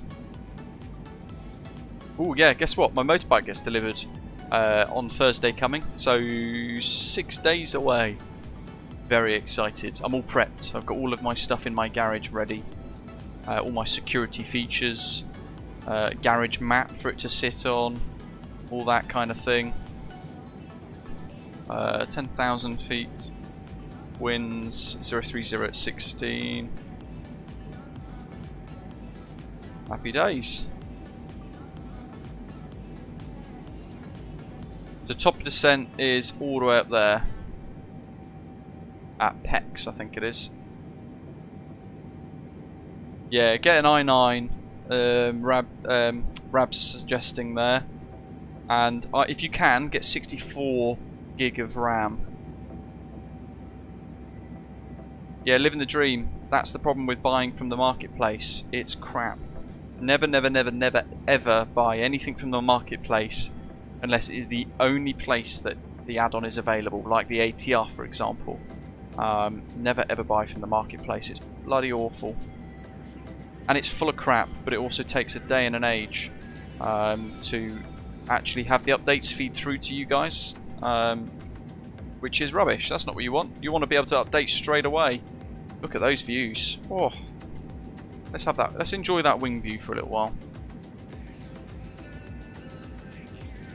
Currently, we are over Wilmington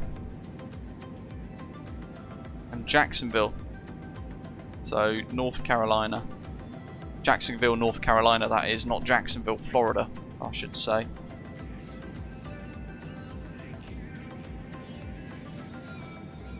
And I'm just going to put all of my 8 screenshots so far into Volanta as well, for those of you tracking on there.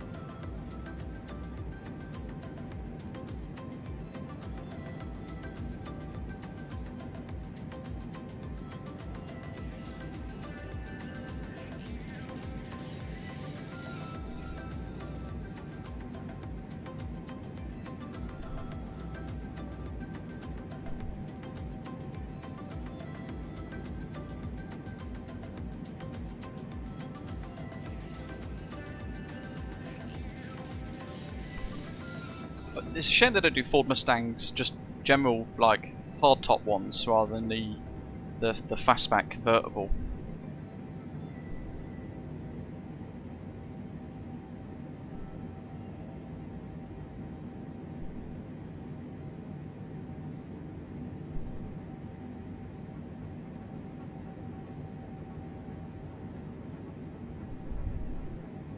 All those options.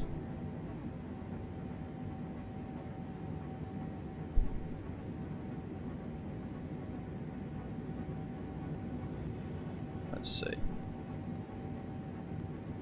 Continue working. Chevy Tahoe.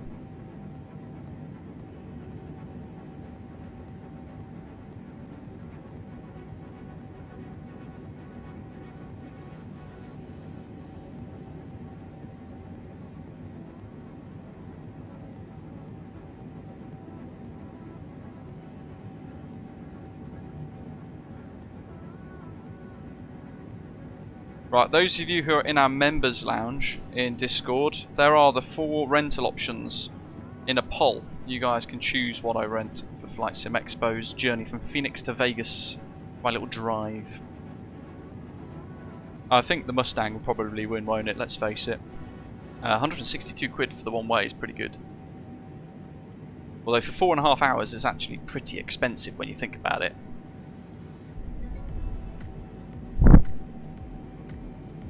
I would spend some time looking for discount codes, I think.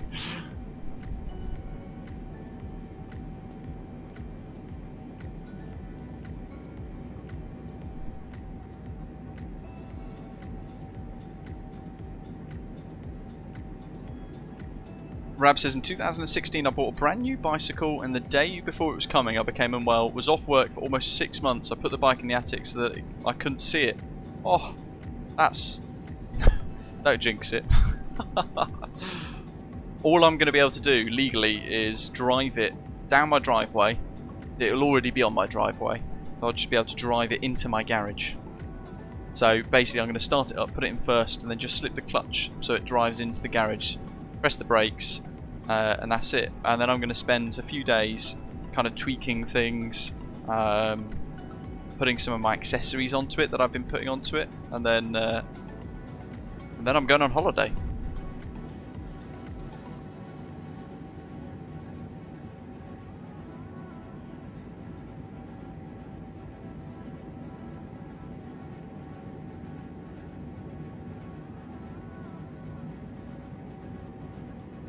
Doc, no, none yet. I think at this rate I'll be... What are we at the moment? Should find out. We're nearly there, aren't we? Yeah, I think...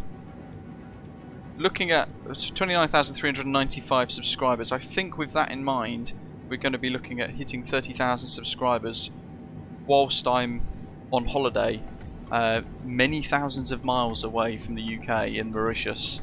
So I think we'll have to do something when I come back, basically. David, no, she doesn't want to come with me, unfortunately.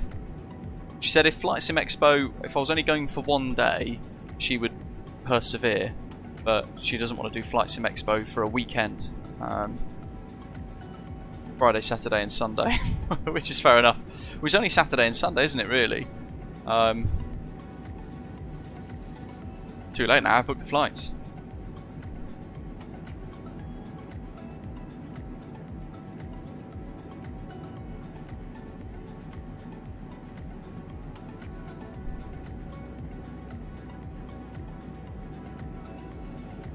Yeah, she could literally chill next to the pool the whole time. Leonard, it's a cheaper flight, yes. It's about £150 more to drive, but I think from what some of the folks in the chat have been saying, the drive from Phoenix to Vegas is actually really quite nice. So I'd be able to see some good stuff. But then at the same time, 6 June. Ooh, yeah, no, June is the longest time of the. Usually it's the longest days, isn't it? June. Certainly in the UK. Is that a thing in the States as well for Vegas? Phoenix to Vegas? Would the sun go down around 9, 10 o'clock at night? So that would actually give me some exceptionally nice views in the evening, wouldn't it?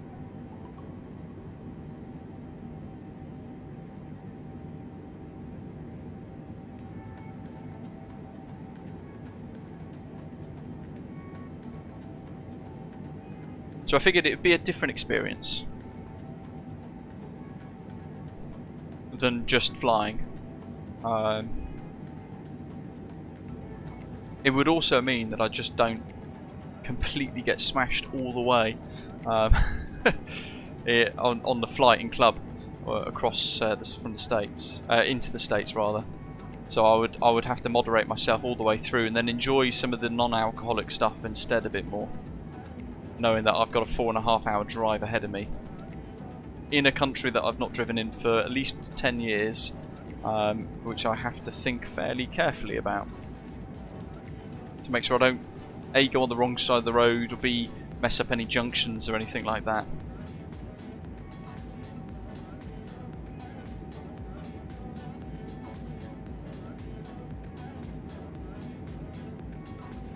Brab says I'll be revving the motorbike every day. Hopefully not. I'm gonna have to start it once a week just to turn it over, make sure it's working and flying nicely. That's it really. Just gonna have to be very careful of it. Similero, welcome, good morning, thank you. Flying the same route later on also. David says I'll be on a highway. Assume it's going to be, well, it's just going to be easy driving, right? Just cruise control and then take in the views.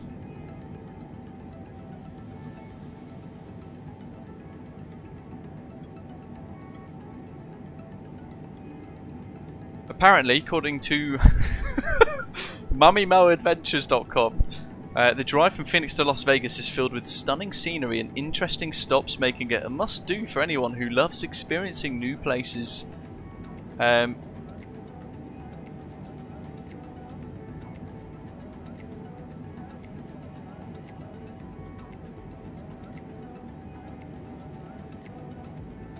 Hold on a second. Look at this. Phoenix to Vegas is not a route that typically excites people. In fact, the fastest and most common route between the two cities along the US 93 highway doesn't pass through anything of interest and can at times feel as if you're just trudging along a barren, endless desert. I've got an Optimate RAV, that's what I've got. And I've got the DIN socket transformer connector thing as well.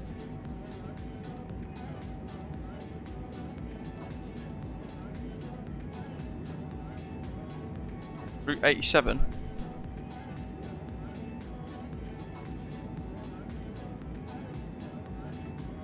That looks spectacular.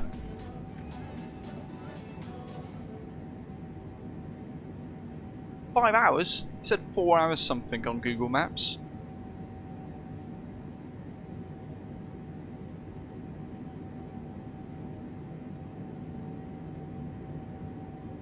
I don't want to make stops, I just want nice views.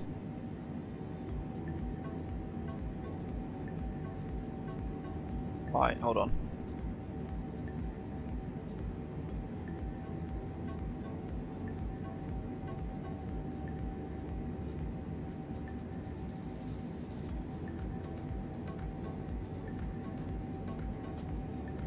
So don't forget it's going to cost me a couple of £100 for the chuffing, what you call it.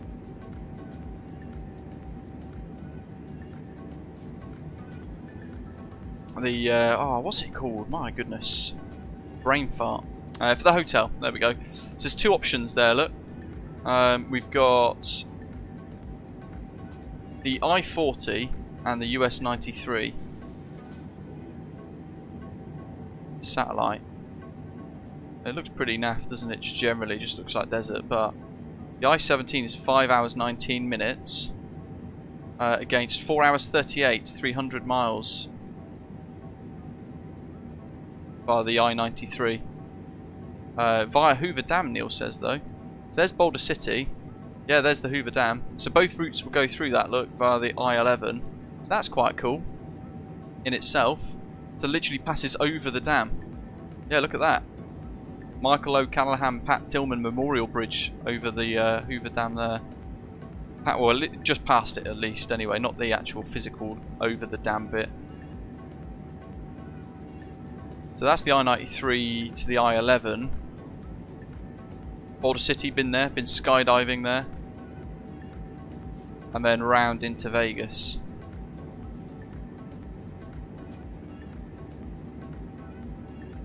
The thing is, that in itself for me would be quite interesting. Let's go to Street View. Let's pick. In fact, let's pick the most boring section. Where is it? Let's go to this one because there's valley either side here. Oh, that to me looks cool. That to me looks really cool because we don't have scenery like this in the UK. Full stop.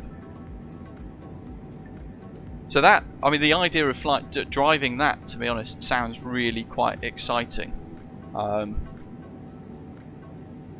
It's pretty much just desert all the way. But that looks quite nice though.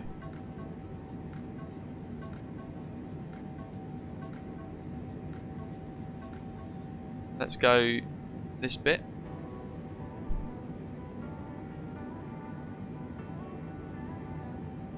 Oh, I'm all for that. That looks quite spectacular, actually, I think. Is it a safe drive? There's the question.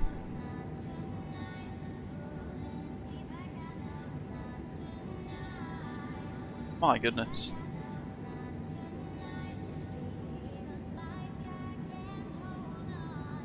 Ha! There's a useful sign for us Brits. Oh yeah, you're not seeing it. My goodness, wrong bloody thing, isn't it? There you go. That looks really good. For me, being a non-US person that might actually see this fairly regularly, but that's big old countryside craziness for me. That looks quite nice. And we get to drive through literally nothing. It's a town called Nothing. That looks quite nice. There's the town called Nothing. Iron Eagle's Rest. I'd want to stop a couple of times for any, for some drinks and things. Refreshment stops. Rehydrate. Have a snack. That looks really good. What a route that is. 4 hours 39 minutes, roughly.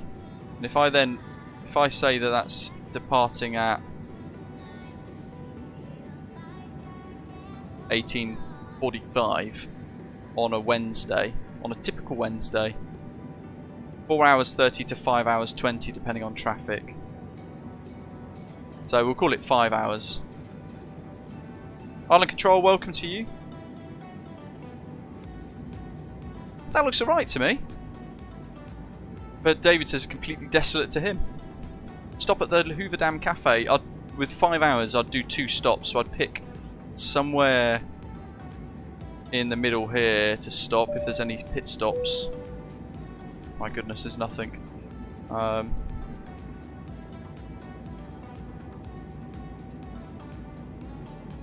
Arby's.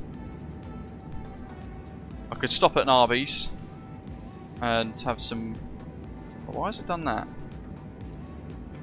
Hold on.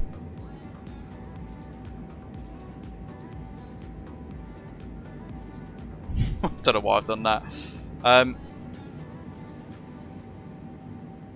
Yeah, that's a faster way, I suppose. So I'd pick a stop around there,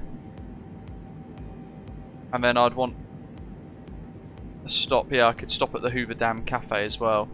So I would drive this bit as well. So I'd extend the trip. So we'd detour. Do you have to pay to do this bit? What the heck? Oh, it's a right mess.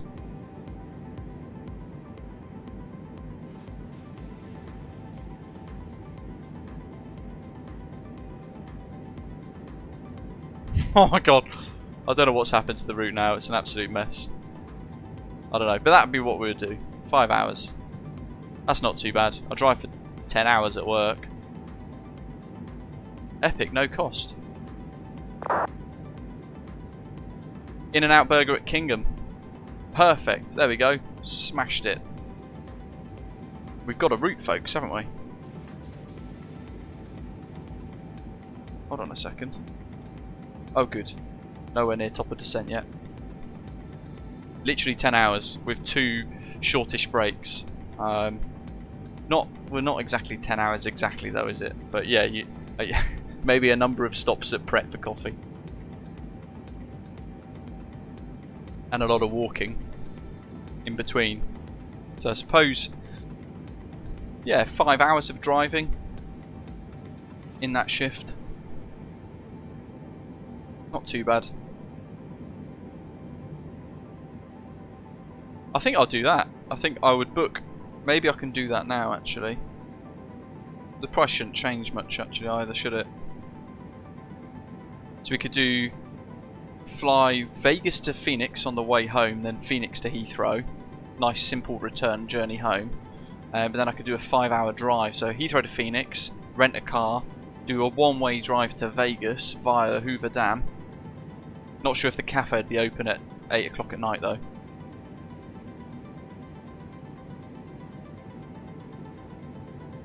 And we'll go from there.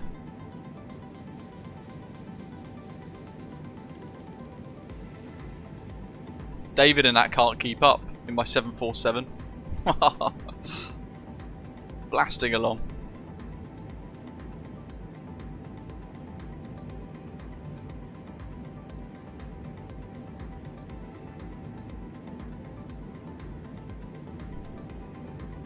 Dry heat just evaporates off you, drink lots of water. Automator says. Whoa.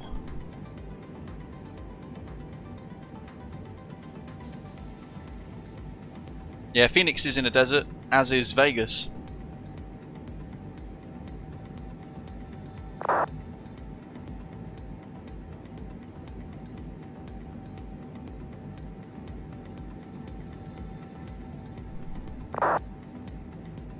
Brett says if you stop at Hoover Dam for the tour, add 1 to 2 hours for that. It's been 20 years since I've been there, so the tour might have changed. I mean, I could extend the car hire to so the next day, the Thursday, I could drive to the Hoover Dam, couldn't I? And kind of go and explore that and have a day there. Potentially, that's an option.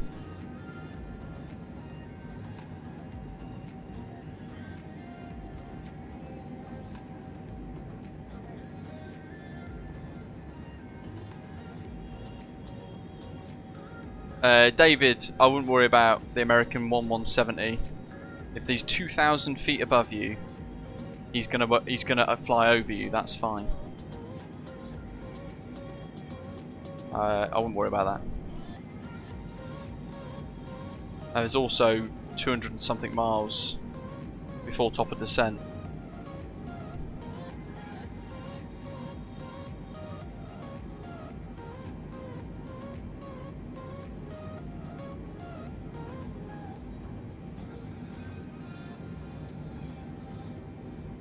That's looking good.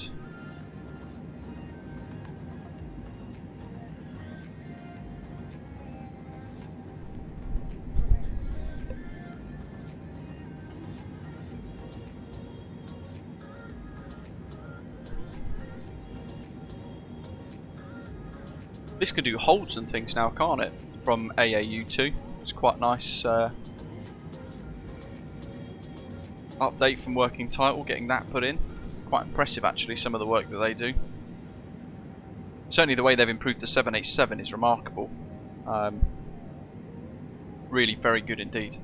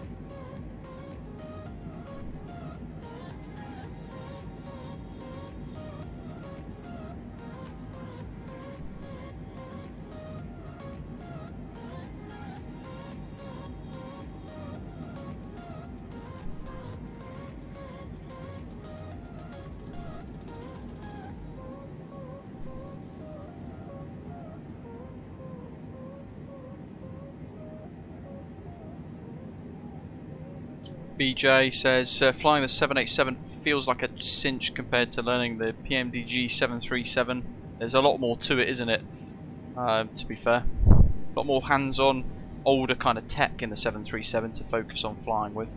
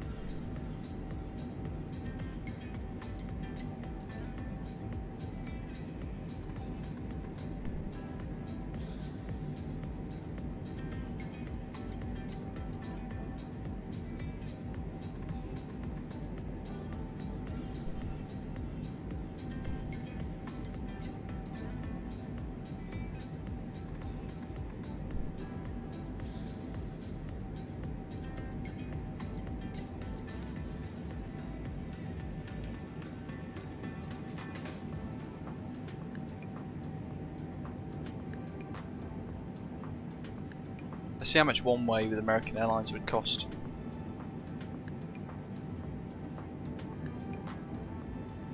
If you're just tuning in, welcome. We're working out effectively my itinerary and how to get to and from the hotel when Flight Sim Expo 2024 begins. Ooh, first class, £495 one way.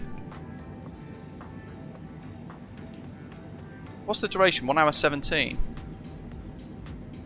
What's first? Just posh seats at the front, right? Seat Guru. American Airlines.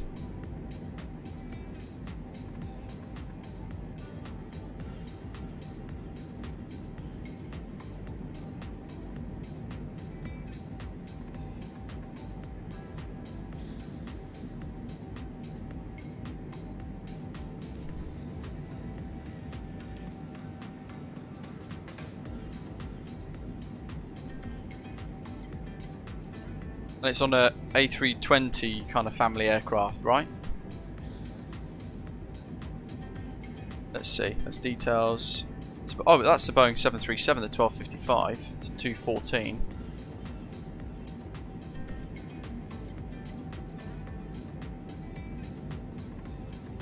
Oh yeah, 16 first, main cabin extra. What does first look like then?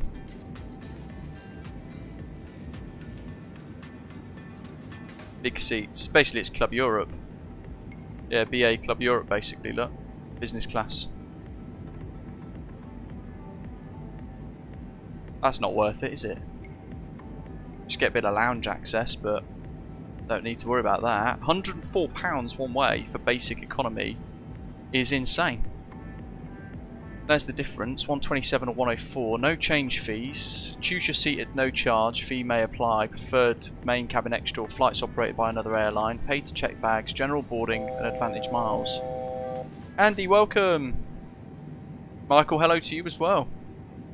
So I think the main cabin would be the better option, wouldn't it? Benefits may not apply on partner airlines about the boarding group being a bit higher. Yeah, board in the last group. So basic economy would put my my cabin bag at risk, wouldn't it? Whereas this main cabin, one free check bag to and from selected Caribbean cities. That would be the better option then.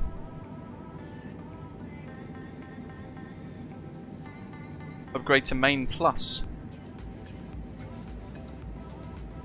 Main cabin extra and preferred seats. Ooh, look, over wings.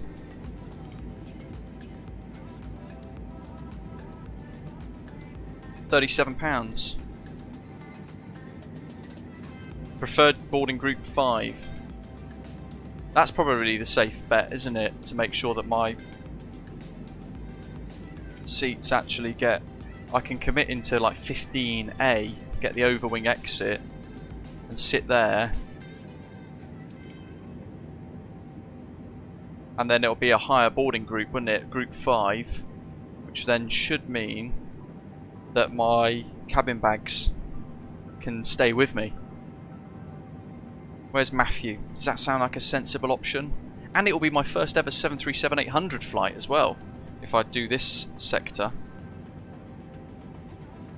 What have we got here? Where's my BA app? How often do American Airlines cancel flights? Phoenix to London at 7:30. Let's upgrade. Yeah, oh, that's loads of time. That gives me a bit of flexibility. System is having trouble. Brilliant. One way, last Phoenix, 24th, one passenger, adult. Show all, American Airlines.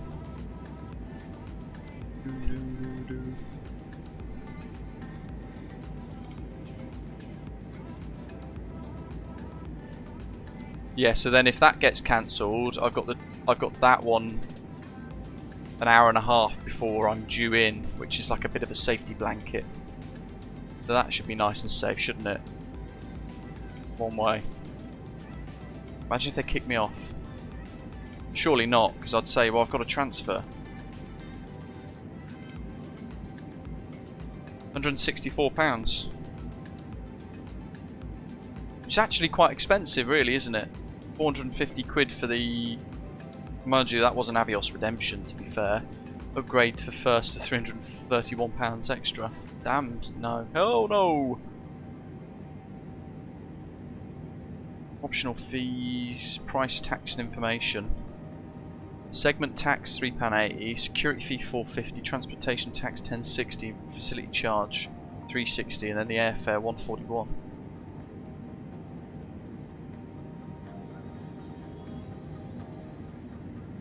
Wi-Fi, exit power USB. Did you get snacks? It is expensive for an hour's flight, isn't it? I'm not going to book this one. I'm just curious about the price. Well, 100 and it's basically paying £60 extra to be in a higher boarding group, effectively, so that if the flight is full, I can keep my cabin bag with me. That's kind of the thought behind that. So for 64 quid, I go up into a preferred boarding group 5 out of, is it 8 boarding groups?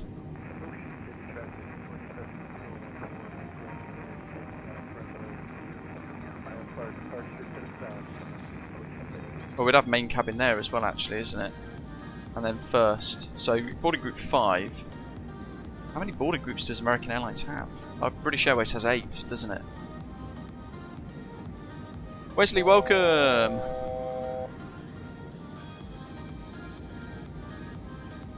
"31 months he's been with us. Jeez, that's incredible. Thank you very much for the ongoing support." Yeah, I'll just wait for us. I mean, the prices were high, weren't they? When we punched it in on Google, it came up saying quite high for pricing. And I put the little price alert thing on. But that is going to be the one that I'm going to target. Vegas to Phoenix, just for the one-way flight. In fact, my Google Flights alert thing isn't set for the one-way. Harry Reid to Phoenix. June, Monday, 24.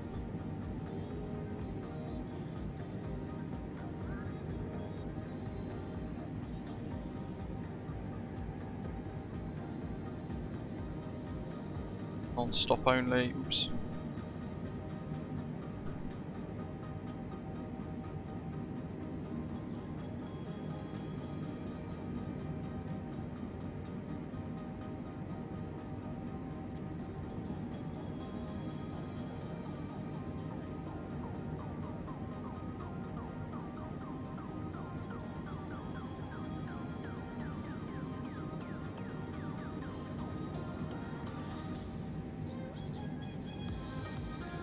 Oh yeah, so the flight that departs at 10 AM to arrive at 11:18 into Phoenix is on an A321neo. The one after that, 12:55 departure to 14:14 arriving at Phoenix, is on a 737 American Airlines 440 flight.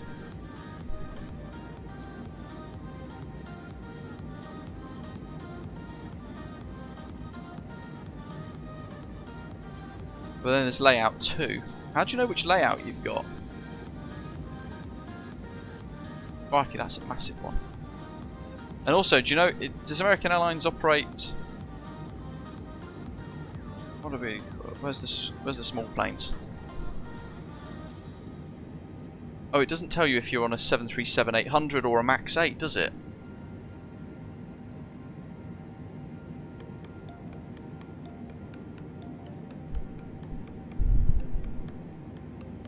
Oh, there we go. Boeing 737-800, it says.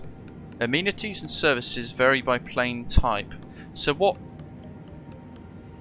sort of service would I get on an hour's flight with American Airlines, David? Do you know? Compared to, for example, flying with Southwest.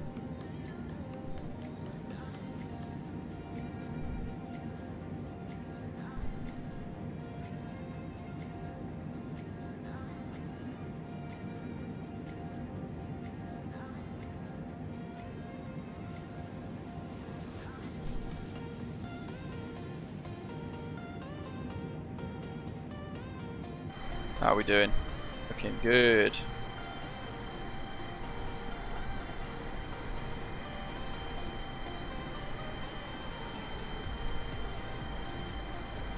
Drinks and a small snack. That'll do. For an hour. That's plenty, isn't it? Especially then arriving at Phoenix, I can run up to a Burger King or whatever's available in Phoenix. Have a little meal. In fact, no, I'd check in. I'd go straight to the lounge before my flight. So I would have food in the lounge for free there. That works.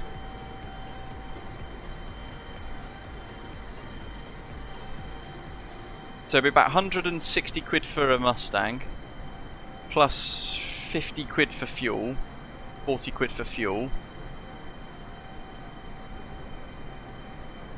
And then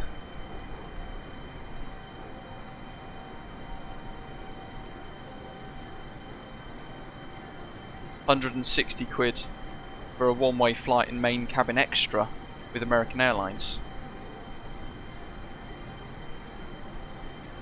So I want to Google. If you're enjoying today's live stream, by the way, folks, keep smashing that like button. See if we can get it up a little bit more.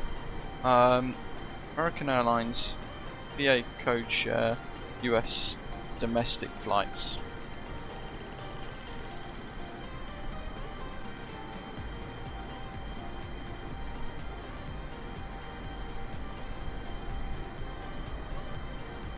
Oh, so you can only book code shares as part of an international journey.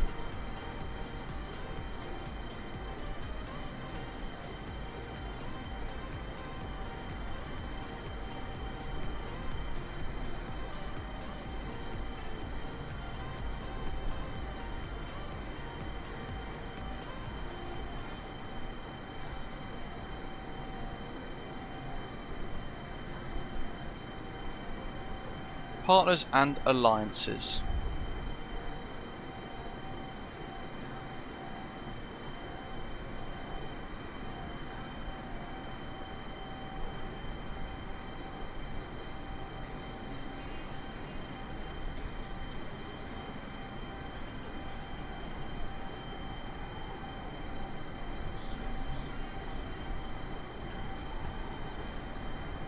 So I could still collect Avios.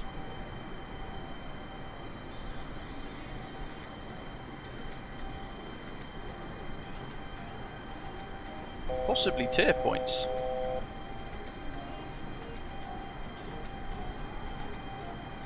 Let's find out.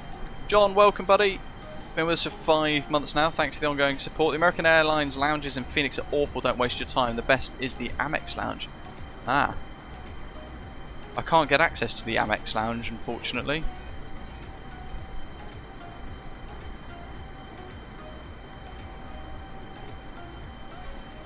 Let's have a look on oneworld.com. This will tell you what you have available. So it's just the American Airlines Admiral Club.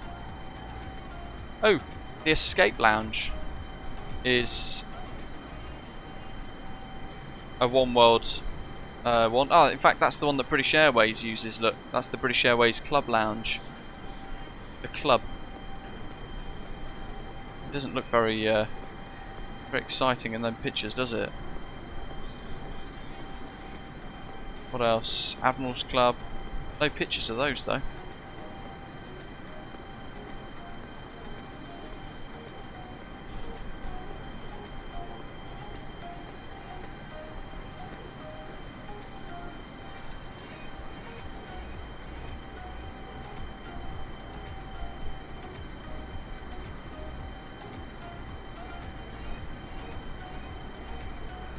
And then on the BA website,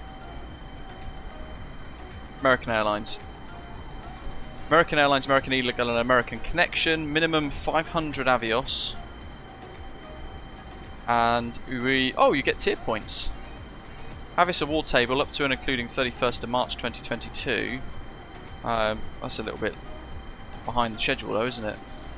It was an N bucket, economy lowest. No, it wasn't. Hold on, what was it? It was like M or something.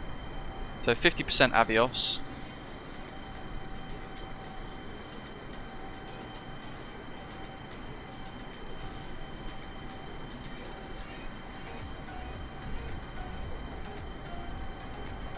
Okay, so full fare economy.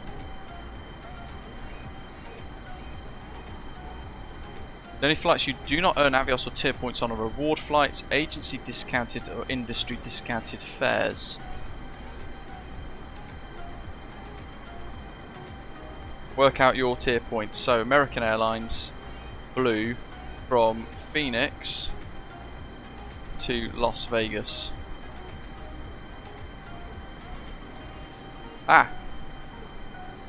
So that fare bucket, 10 tier points and 250 Avios one way. Dizzying levels of numbers. That almost just about 2 figures.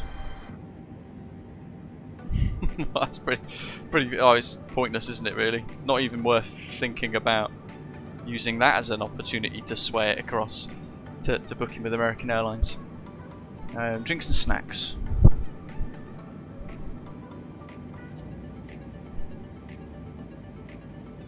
I'd have a year to work out what how to get into the Amex lounge.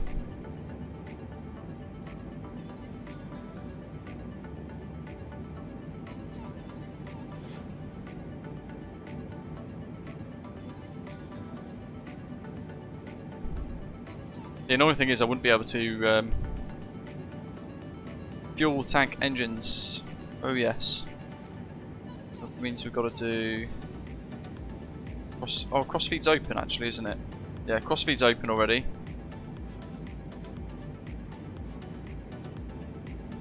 Do I turn?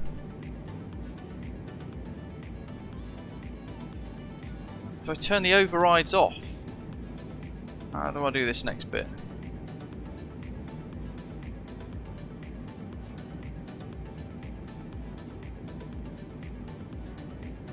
That's the override, isn't it?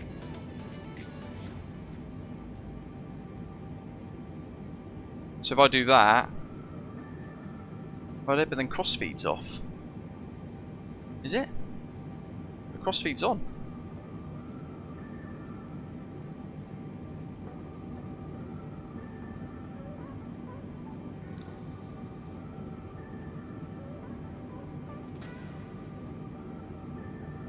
I get the feeling I need to keep them all on, right?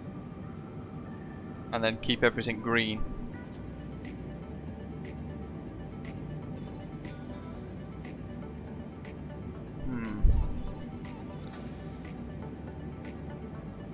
I'll wait for somebody in the live chat to guide me with that one. JFK's on the nose. In fact, there's JFK.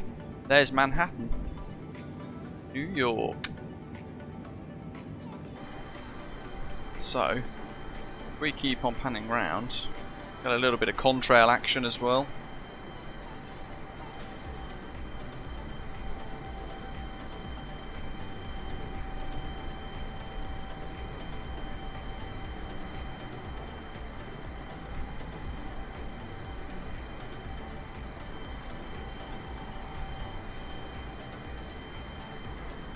Okay, so crossfeed's off and override off is those ones, right?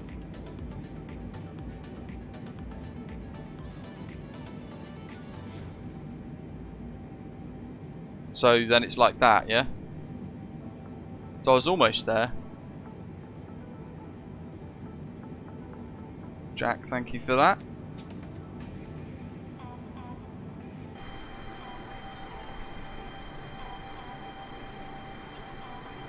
We're passing directly overhead JFK, so we're just going to try and reposition the drone camera to get a wicked little screenshot of that.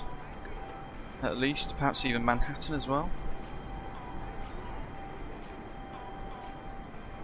Let's see, how can we configure this?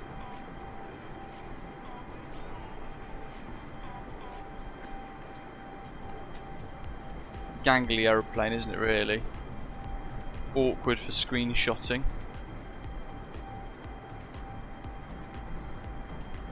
Gonna be the best kind of angle, isn't it? Kind of here. Yes, that'll do. Top of descent is imminent as well, so we're going to go for water brake 2. Init ref.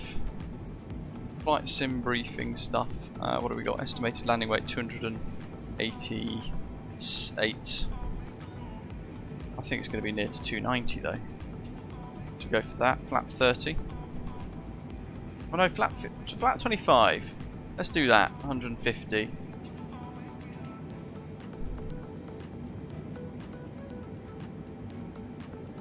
So we'll add the 5 for VAP 155. All the rest of that's in. Navrad. ILS 1103.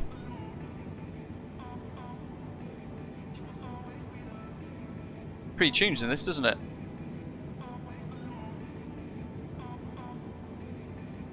Just check it. 1103.035. It says 036 there, but hey ho, that'll be fine. VNAV descent is coming up, so let's twizzle this to the altitude that we want to be at next. So, 4 left, 4 right, charts. We're going to be coming in via Kennedy, JFK there, on the Roebuck 3 arrival into Boston through FEX, flight level 230. We want to be there, and then Ruiz, flight level 230 to 210, all in 17 at or above. Banky at 16,000 at or above. At this point on local QNH or local altimeter settings. Roebuck at 260 knots between 12,000 feet and flight level 190. Provi at 11,000. Providence. Sophie. In fact, hold on. This is where we split. So we're expecting 4 left and right. So yeah, we're going to break off at Judy to Sophie at 220 between 9 and 10,000. Ernie at 7 to 8, and then we're either going to go to Nunzo. Vectors in. What are we on? 4 right, aren't we? So yeah, we're going to go Goshi. There we go. At 210 knots at 6,000 feet. So I'm going to set the flight control panel. Choffinek, there we go, to 6,000, so that's better.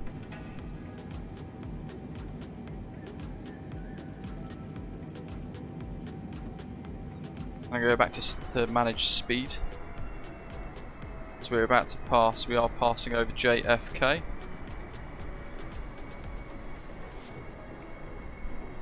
Let's just reset that drone camera because it's tilting all the time.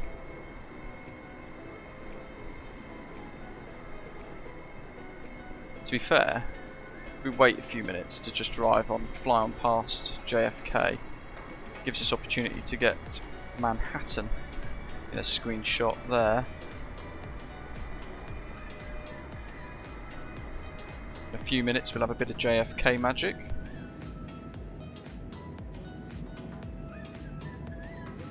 Yeah, they don't work for views. There's Eni Builds JFK. Wonderful bit of flight sim payware scenery. And that's our screenshot view. Let's get rid of the charts. They're still on the screen because I got caught out flying over JFK quicker than I realised. Craig, welcome, buddy. And just passionate. Yeah, just passionate about it, really. A wannabe pilot that will never be. Lovely stuff. So, top of descent now, next to focus on. We've done the arrival briefing.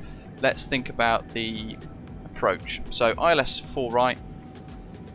We'll go for Cat 2 initially, but then I'll hand fly it. So, 036 degrees from Goshi to Winnie, then 035 degrees on the ILS DME 04 right, 110.3. Boston VOR 1127 there, it'll auto-tune anyway.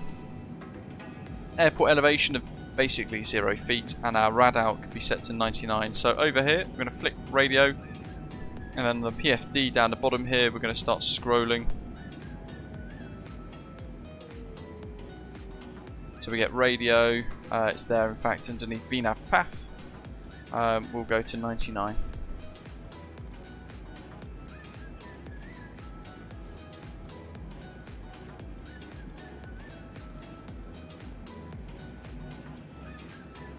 There we go, 99.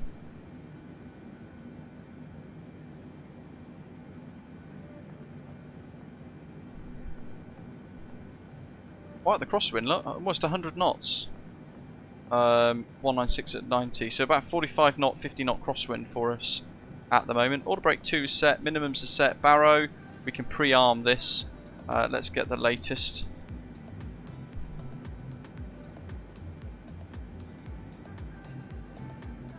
At Boston, altimeter 3009er.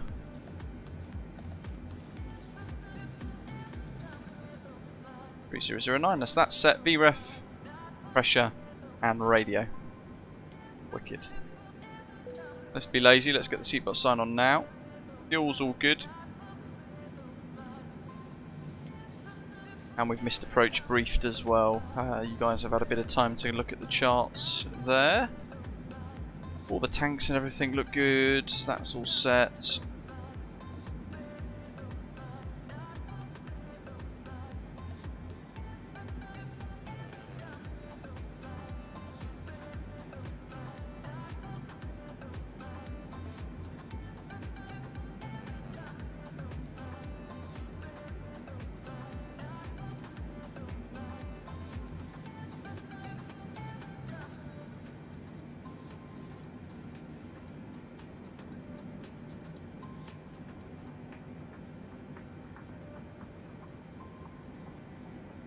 Alright, so we just head on in. I'll just turn those up a little bit just to get the screen brightness up.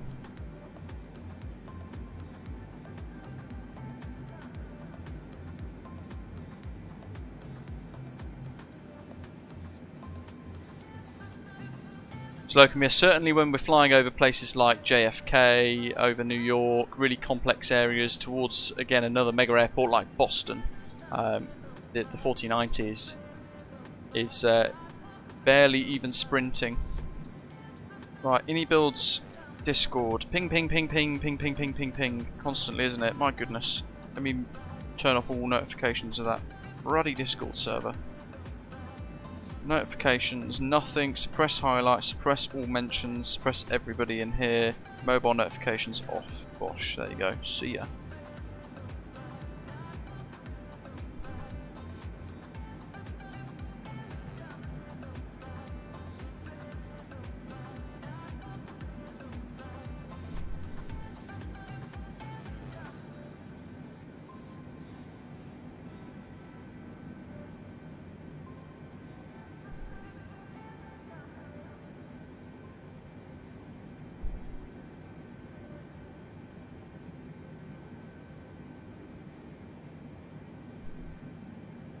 Delta Tango, welcome buddy.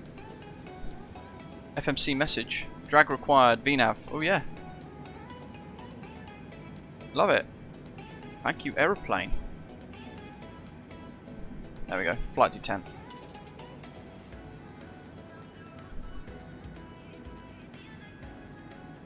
What we got? Sorry. really rubbish on the camera views. They're opposite to what I remembered them being. There we are. Whack out them fat girl spoilers. I can hear power though now, so let's get rid of them.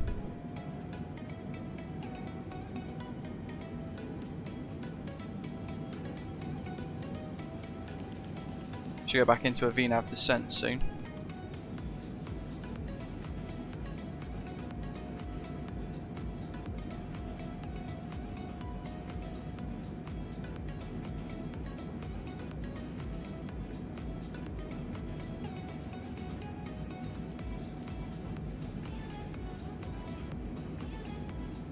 That's interesting. So I triggered the descent, then gone reset the VNAV path, and it's given us kind of a bit of a warning there, which is quite cool to see, showing that we're still above. So there you go, look, 8,400 above the VNAV profile currently.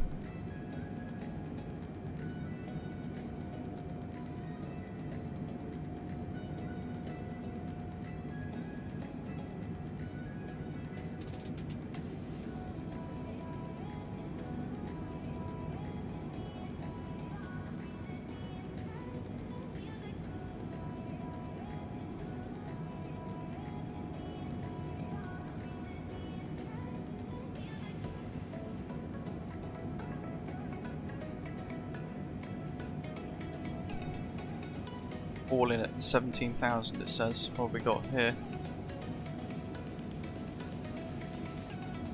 Ladder above 17. Yeah, that's good. So it's targeting that next.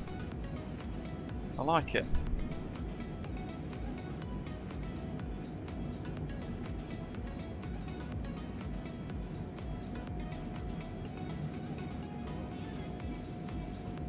Pretty good. I'd not known that was one of the features. Beautiful views. Heading towards Massachusetts.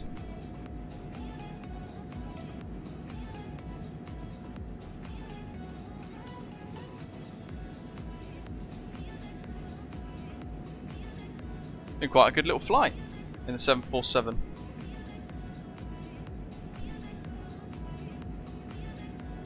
The votes so far, those of you in the members lounge in the Discord, it's 5 votes for the Mustang, 1 vote for the Cadillac XTS, no votes for the Chevy Suburban, and no votes for the Chevy Tahoe over in our Discord lounge.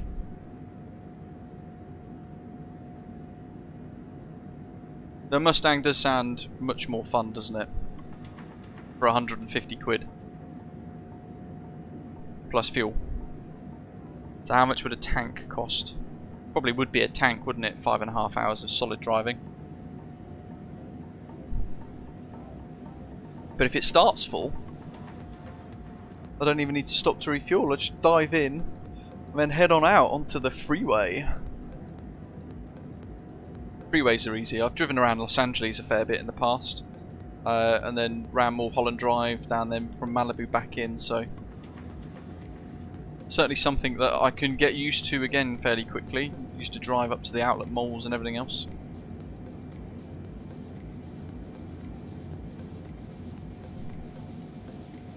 VNAV path's coming back up again for the profile, 2,000 to go.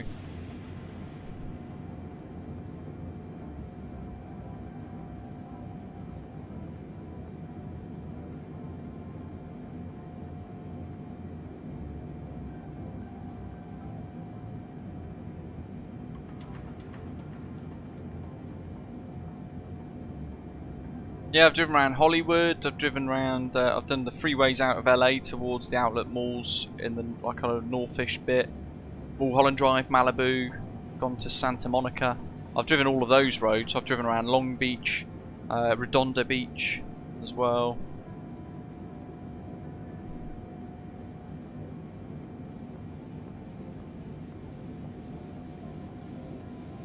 Here we go, VNAV.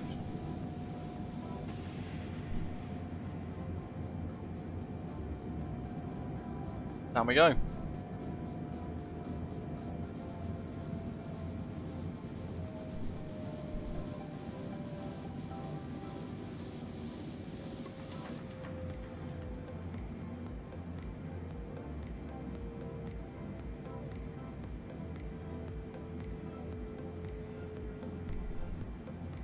Gosh, he's there. Look Closing in on it pretty quick though.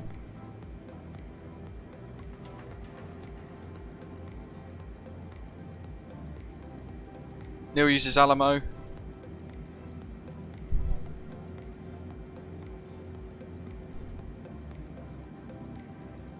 What's 3009? It's 1019. I'm going to set the standby instrument now because it's not linked. Alex, no idea. I can't stand Captain Sim. It's just crap. So I avoid them like the plague. Forevermore.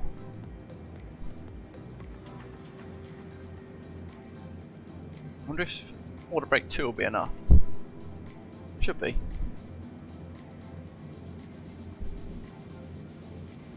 Here's a question for you guys. Is stand Bravo 11 a heavy stand?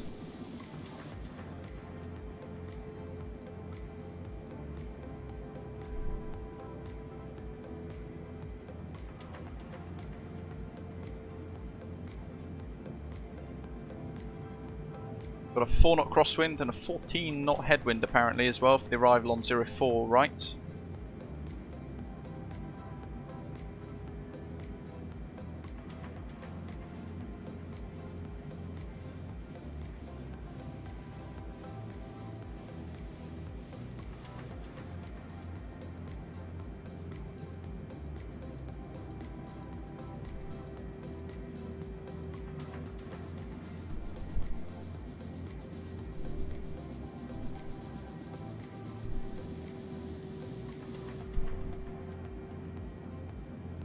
Got to be Goshy at 6.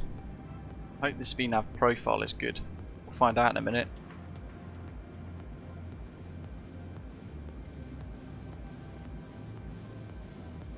Transition. It's going to encourage a steeper descent now. It's going to put a little bit of the speed brake out just to help the jet. It also wants to reduce our speed quite significantly now actually, so I will use flight detent now. Just to help her along.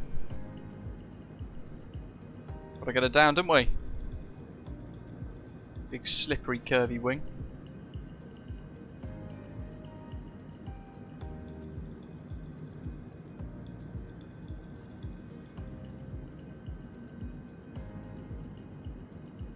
Next stream, by the way, is going to be at some point next week, maybe Wednesday. Again, there's going to be one stream next week. And then those of you who are members, you can help me decide really. Do we do another stream?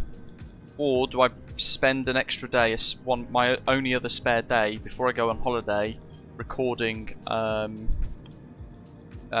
pre-recorded content so that you guys have some coverage while I'm on holiday, so that there's some videos over 2.5 weeks going live on the channel. What do you guys think? You can let me know. And I'll work to sort that out.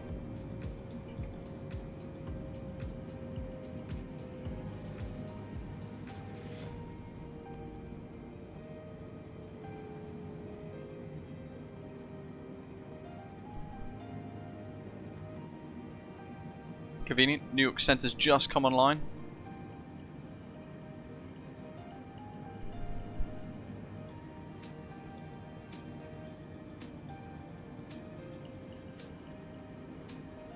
Okay, seatbelt signs are on. We got all of our icing systems on automatic through the cloud.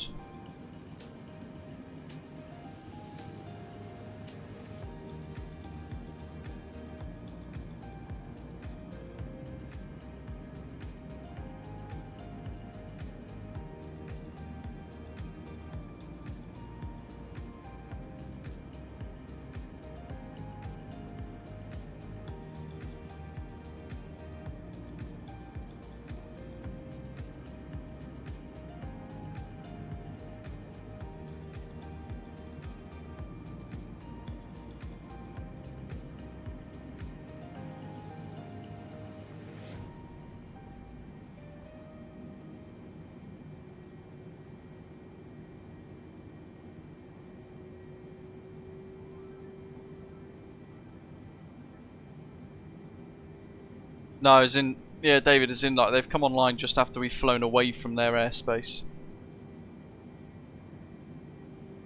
Although those of you who are behind might still be in his airspace, or her airspace. Flying altitude set to 0.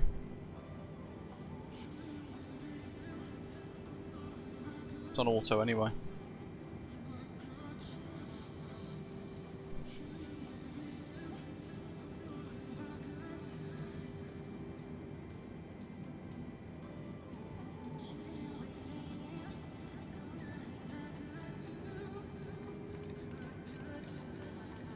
Bring our speed down. 220. Drag required, probably on the message. Flight detent. Yeah, drag required VNAV.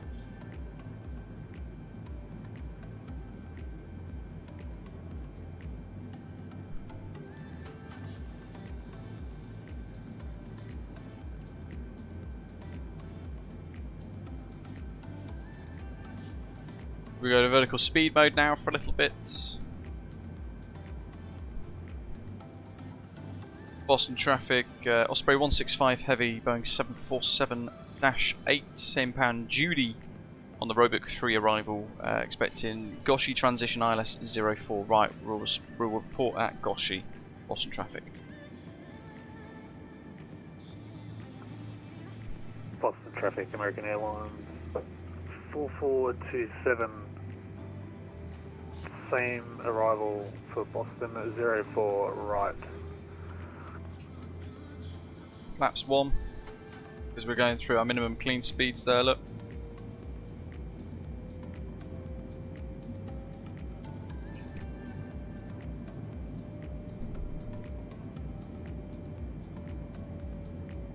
Sophie at 220, so I brought our speed down manually down to 20 for that. Down to 220. My goodness, that's a mouthful.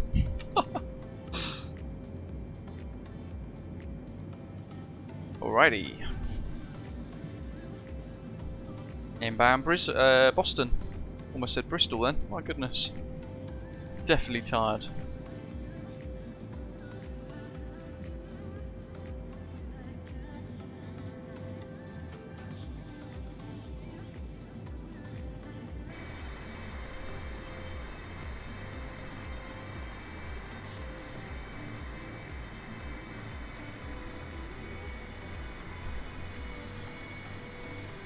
You know what I'll do?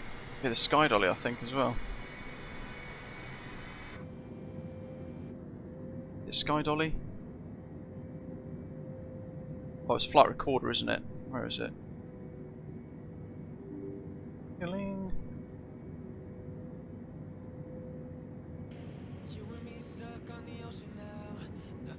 There we are. Change the feed across.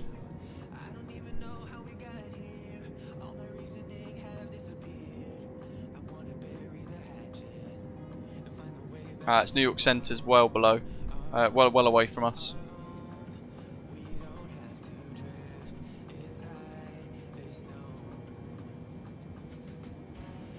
If I've got aircraft that are capable of using it, Benji, then yes. It's quite useful to use, but otherwise no, never. Goshi, then we're going to step down to 4,000 at Winnie. Nabo at 3, 1,700 for Milt. What's saying no? Just using default sounds.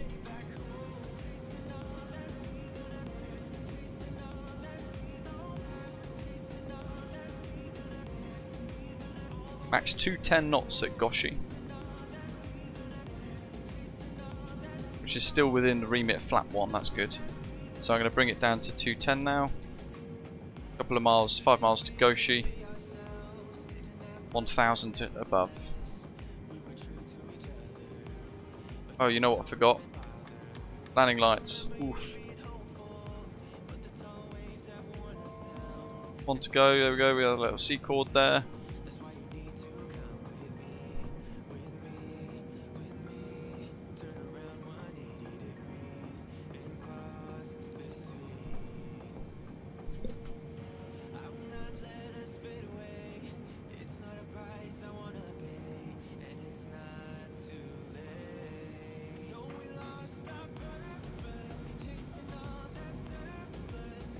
7.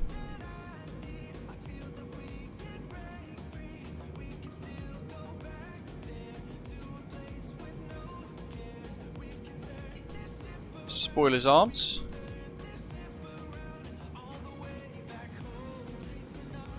double check, is it? No, now it is. Different keybind. There's Milts. I'll have a gradual step down, so 210.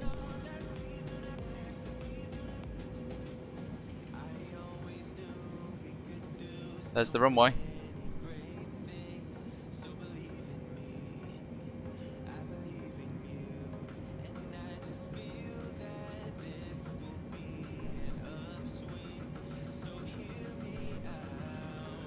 I'm not going for butter, James. I'm going for smooth and accurate.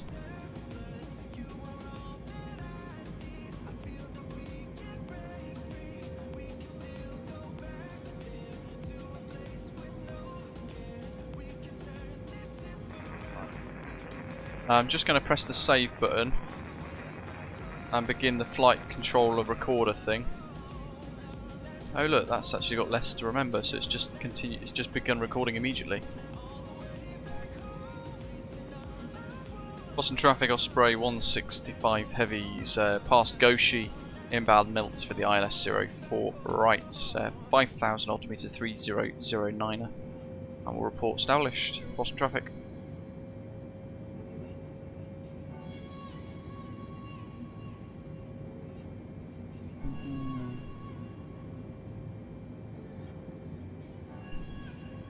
Fair, Nabo at 3 should American bring Airlines 2247, following second in line behind the Osprey 165. I'm going to try and give you some room.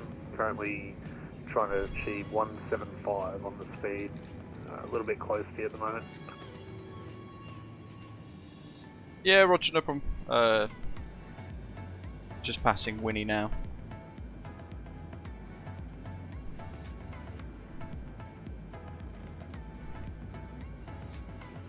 Nabo at 3.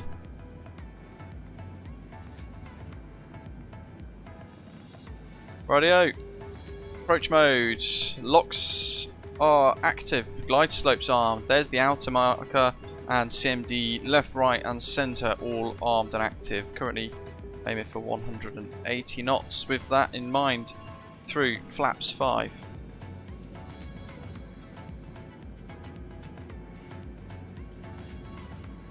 At this point it'd be cabin crew seats for landing. On the call for the captain. Final checks, lights and signs. Hydraulics, all that's good. Engines are good. Fuel is good as well. We checked that a little moment ago. We'll do a little recall there. V-brakes arms.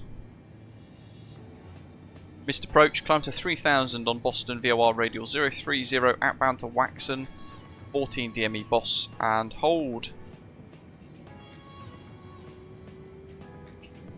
Flap 10. Slocum, yeah. Butter is wildly inaccurate and unrealistic. No pilot in real life seeks butter. They seek a smooth, accurate touchdown on the touchdown zone, within the touchdown zone. That's all they don't want super silky smooth, because if they do a super silky smooth touchdown, aka butter as it's known, the aeroplane might not detect the weight on wheels correctly, so then yeah, you might not get auto brake trigger, you might not get the spoilers that are armed to actually deploy automatically, all that kind of stuff. So it's pretty dangerous really when you think about it, which is why butter's not a thing. Flap 20.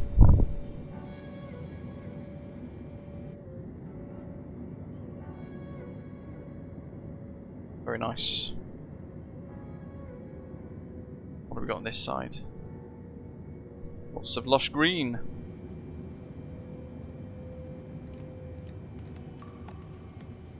American Airlines 2247, just reporting 1.5 from Naboo. I've currently got about 2.5 10 miles on the glide. almost 3 We'll miles from, reduce our the speed to Osprey 165 in front. 155. I'm just going to go back into init ref here, 284. So refresh our speeds. 148 gives us 153, adding the 5.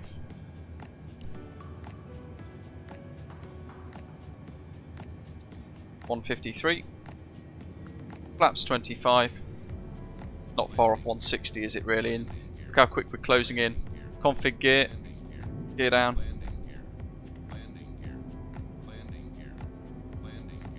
Gonna keep giving us that little warning. Down we go. Pause the music. Don't want that distracting us now, do we? And there's the Boston Central Business District.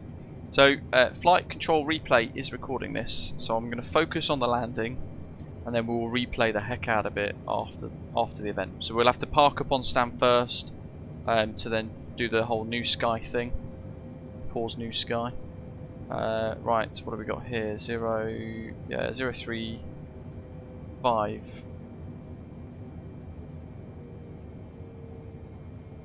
$3,153.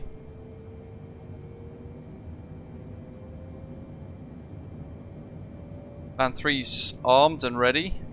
Control visualizer is ready. My controls, the throttles.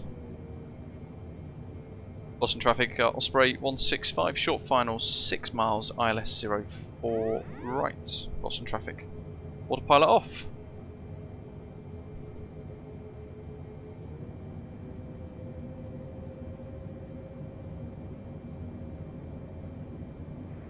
Boston traffic, American Airlines for 2247, 9 mile final, 4 right. Sort that out a little bit there. Oops.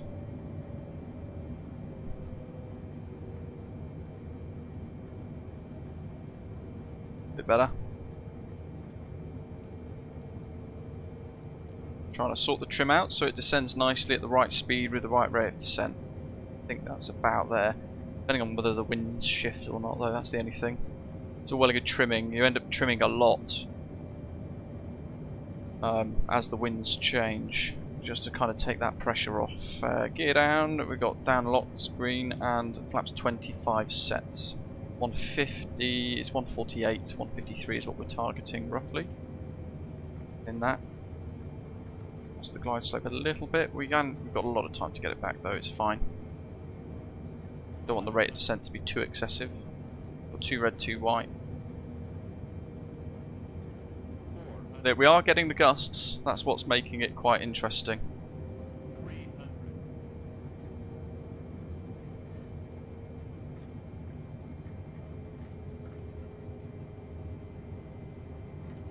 Big go.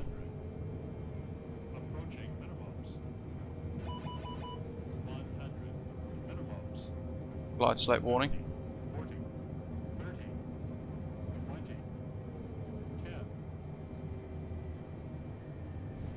Touchdown. A little bit before the touchdown zone, actually, to be fair. Again, it's first time flying this for a long time, and look how high up we are in comparison.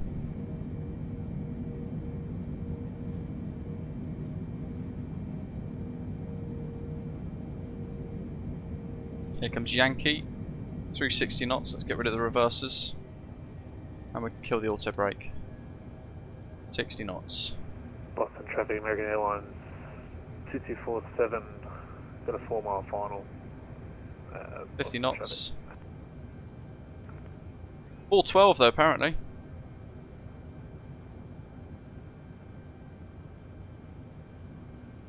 Boston traffic, Osprey 165 heavies, vacated 04 right on Yankee.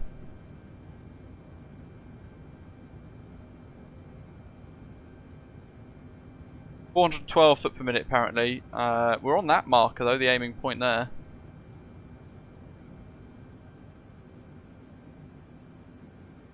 And a sharp turn onto Mike.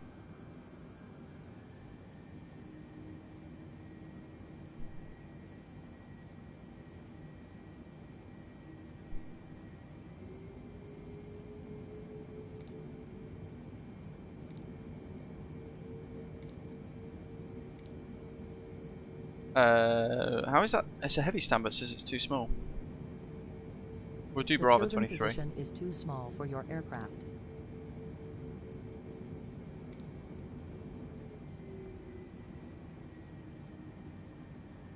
Bit firmer than I would have liked, but it is what it is.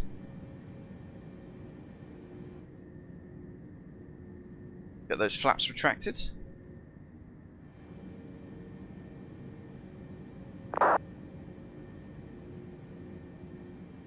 Ah, missed that touchdown. We're just parking in the domestic areas though, Litos, following the American Airlines flight in real life, but we might have to change to Echo. Echo 10 to Echo 12. We'll do that.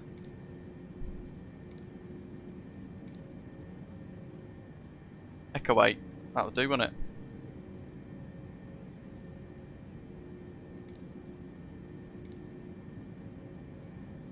So I want to go over here.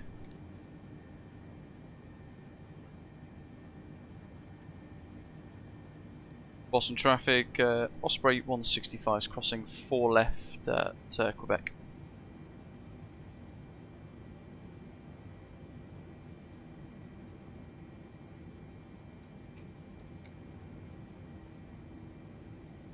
And Boston traffic, American Airlines 2247, clear of runway 4 right, taxiing via Mike Charlie to Terminal B. Boston traffic.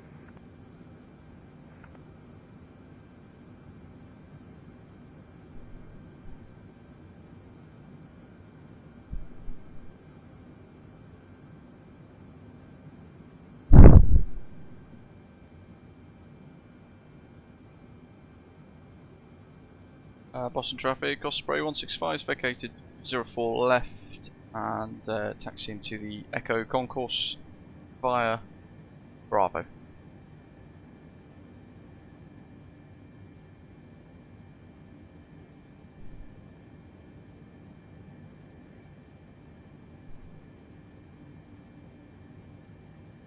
Oh, there it is. I was like, where the heck is it gone? Blue, yes, of course I have. I've been flying it a lot regularly. Pop those off. Strobes can come off now.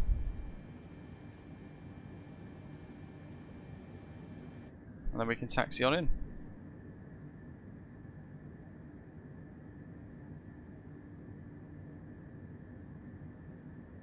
Oh, David, sim crash.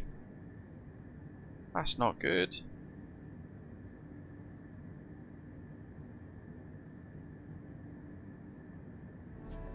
It doesn't really help, but performance here is exceptional with the updated Boston with FlyTampa, but then I have got a 4090, so it doesn't really help you guys, in fairness. Boston traffic, Care 55, departing runway 4 left in the northwest. Echo 8 is what we chose, brilliant.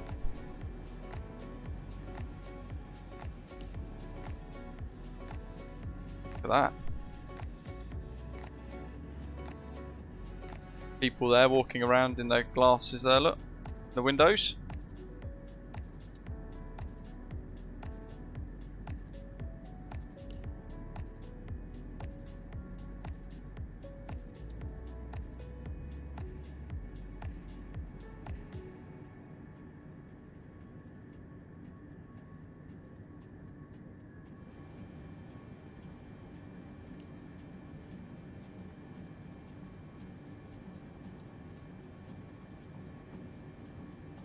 So Zulu's there.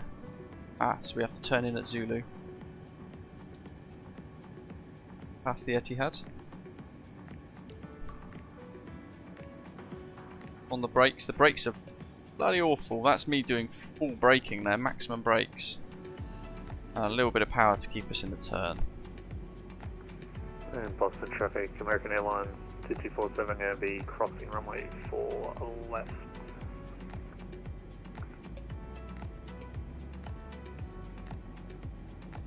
Yeah, have you not tried the Kuro 787 Blue? That plus the 787-10 are an incredible pair of aircraft in the sim. That's Echo 8, I believe. So up here. Oh, oh, fat fingers. There we go. Boom, done.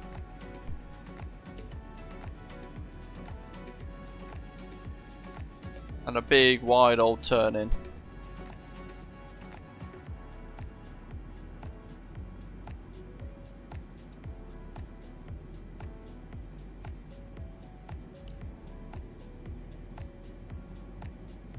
Taking our time. We can extend the nose wheel over the yellow line, of course. Try and keep the main carriage on where that yellow line is. That should give us a nice central position.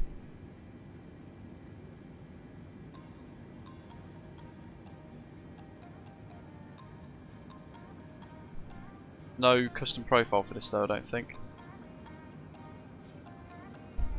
Brilliant. The dispatcher's underneath, so you can't even see. So we'll get rid of the Tobii eye tracker. And we shall park ourselves. That's the point. Which one's the 747 parking spot?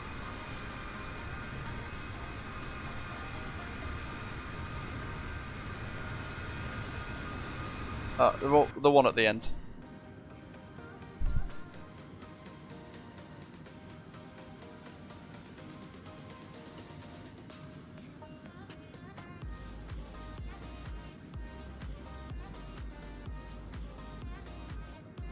Oh yeah, baby. Right on the spot. No idea if that's accurate or not. Let's see if we can spot the marshaller. Well, they still want us to go a bit further forwards, look. Alright, let's see. Let's see. No. It's too far forwards. Rubbish, you're sacked.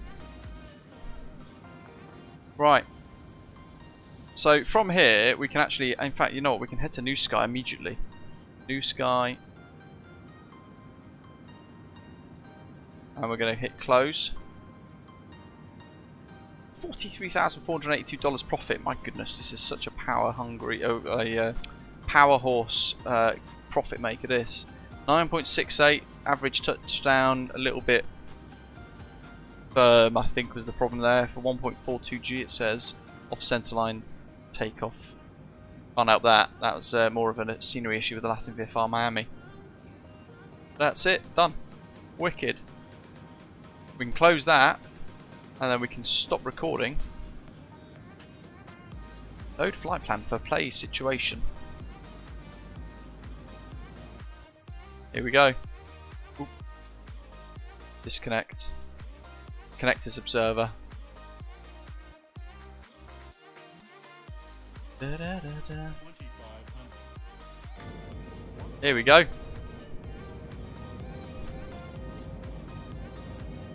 Let's remembered all of it, look. Lovely jubbly. I think it's probably a bit of a rubbish landing, to be honest. So I'm in observer mode on VATSIM now, which means we're completely invisible to everyone else. If we transmit it, they can still hear us and all that stuff, though.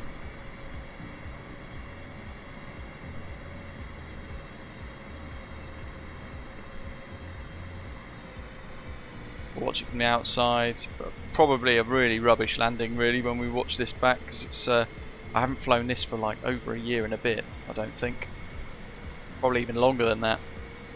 So I did stuff the flare up a little bit.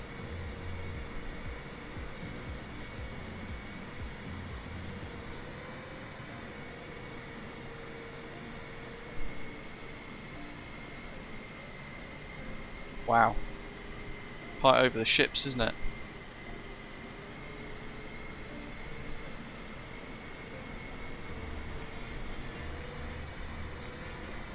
Over the water, over the runway. That's me holding the power in, and there's a bit of a flare there. Touch that. That looks alright. And there goes the reverse thrust noise, although I can't see the engine cowlings actually move.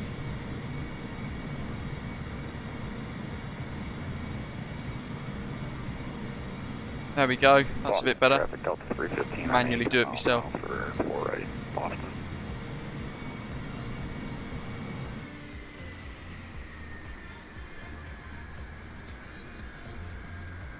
So they can't see us. They're on a 4 mile. Somebody's on a 4 mile final. What I'm going to do is I'm just going to pause that. In fact, they can't see us. So I'm going to go to the touchdown zone, which is about here. Camera. Follow.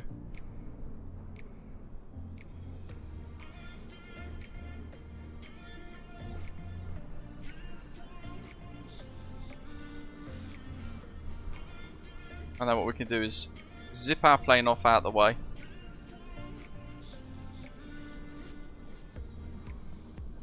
That's us there.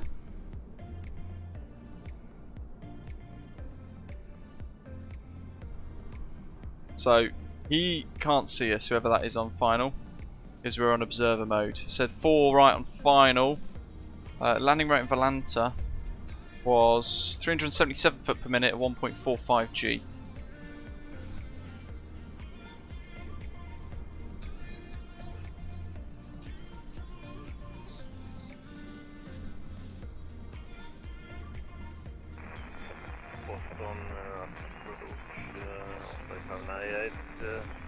Bound Vista on miles at flight level height.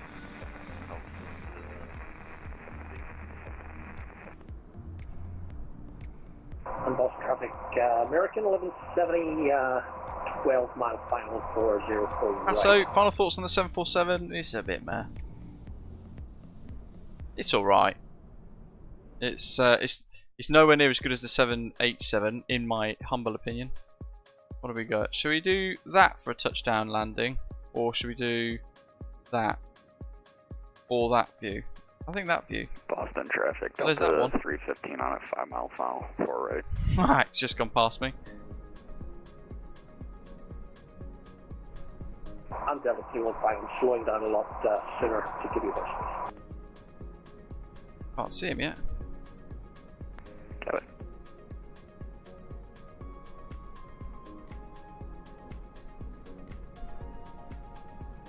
Well, there we are, so we know we've got a marker.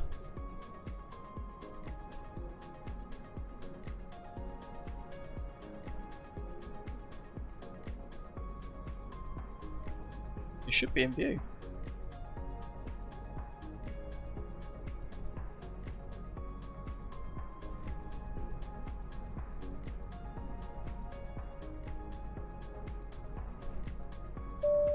Daniel Puentes, welcome aboard.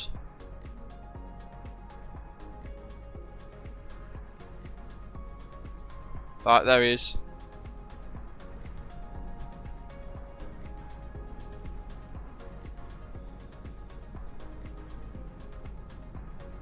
Look at that, it's like real time. Having a 748 behind.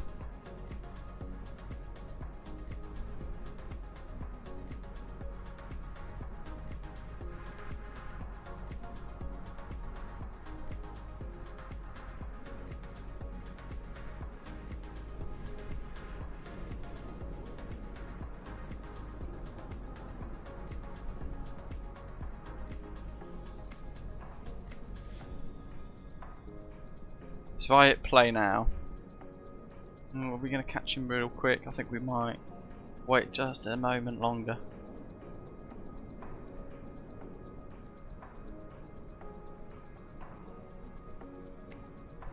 Wake turbulence isn't simulated yet, Benji, in MSFS. Okay, now I've hit play.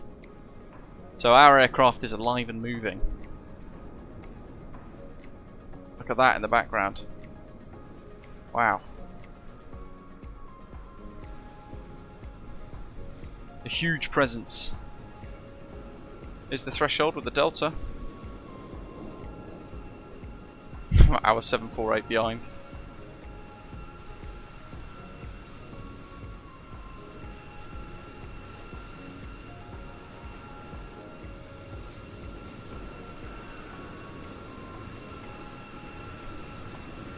Nicely done.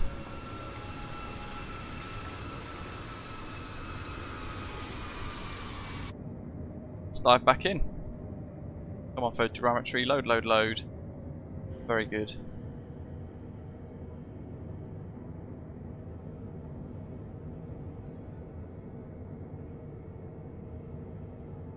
beautiful Boston, one of my favourite places in the US. Traffic, American 1170, 6 mile final for 04 right.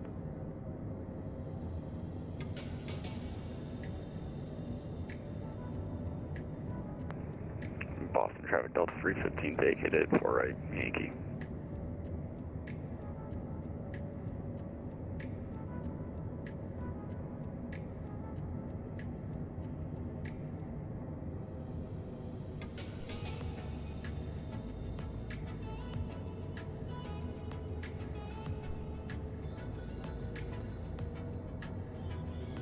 Lovely, look at that. Traffic, stay Fahrenheit, inbound Griffey, 6 miles.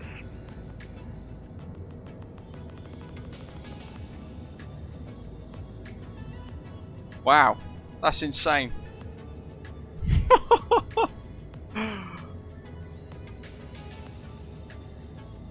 Central Business District in the background, lovely. I like water landings. Passengers start to freak out until they see land underneath, don't they?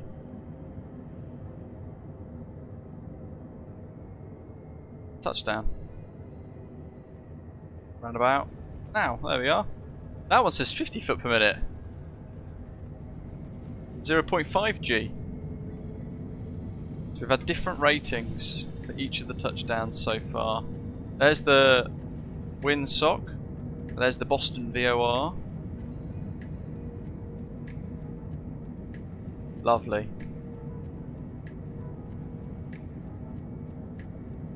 Really cool.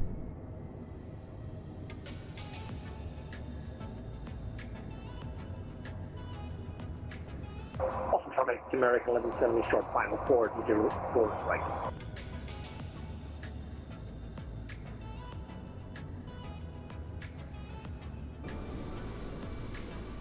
Next one in. Whoosh! Timed perfectly.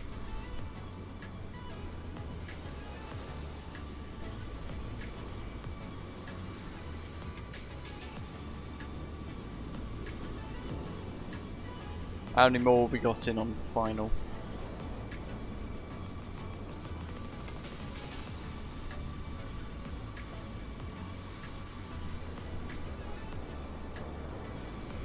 I can see David is over Providence at the moment. In fact, that's a long final, isn't it? 12 miles or so. Jolly good.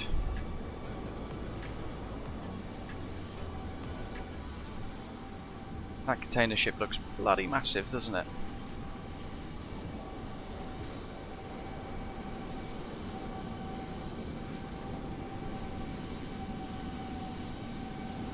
Oh, he's touched down on the on the threshold.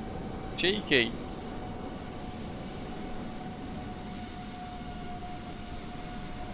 Only my second time flying with 321. Decent. Traffic, approaching 09 on You bought the VFR A321 for this. Oh, there we are. Look at that. Stunning. It's got such a presence, hasn't it? Look at that, taxiing down. Just wonderful. Size of it compared to even an A321. It's a long aeroplane. Huge clouds. One more set of white lights on final.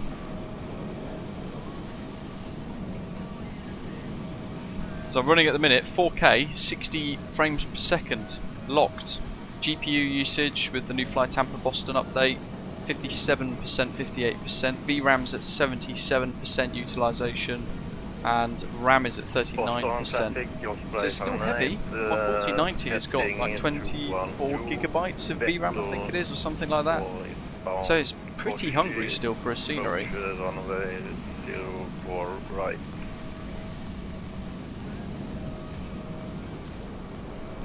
Using almost 80% of my VRAM up.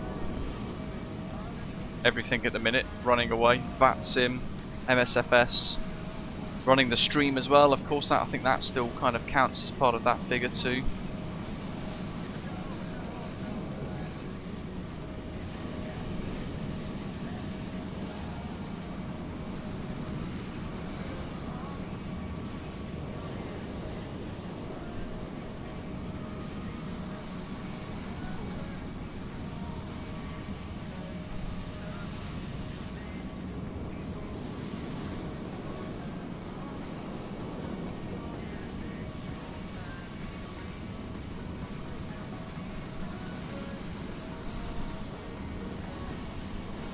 Is he visible yet? No. Slocum Osprey 209er flying along for the very first time. MPS as well is, I think, on final. I'm not really sure. Detroit to Boston. Should be turning final. He's showing flying the opposite direction at the moment, but he is coming from a different part of the States. 209 on short final, runway 048. Boston.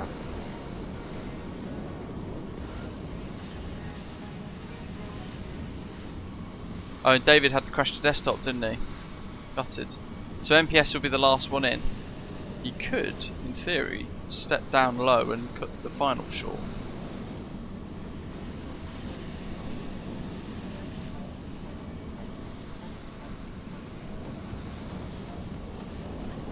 Nice, Shepherd. Have a good one. Thanks for flying along.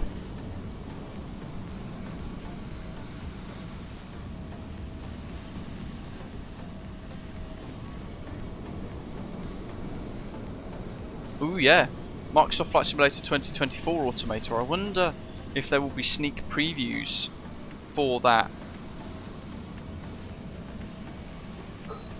when it comes to it. When it comes to MSFS 2024 getting closer to release.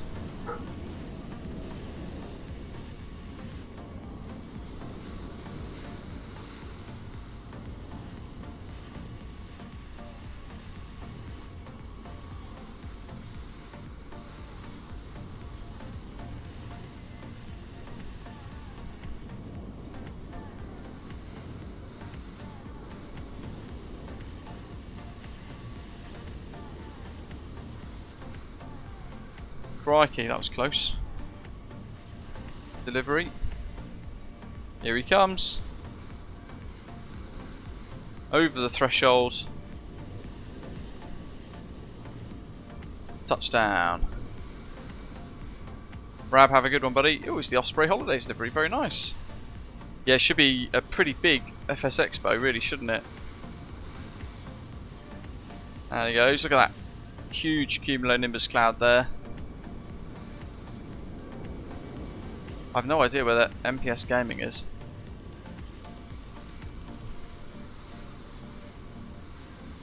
Can't even see a little white blip anywhere. So we're only just parking up. That's how long it took us to thing there.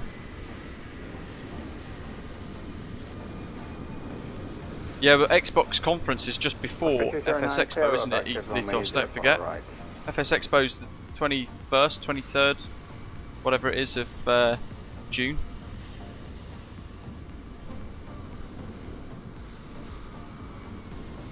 So no interior yet still by the looks of it, as I think Litos pointed out earlier on, but large performance improvements to Boston. A couple of animations of buses and things as well, let's chase them down. Some traffic, look, that's quite nice, they're actually using the roadways properly.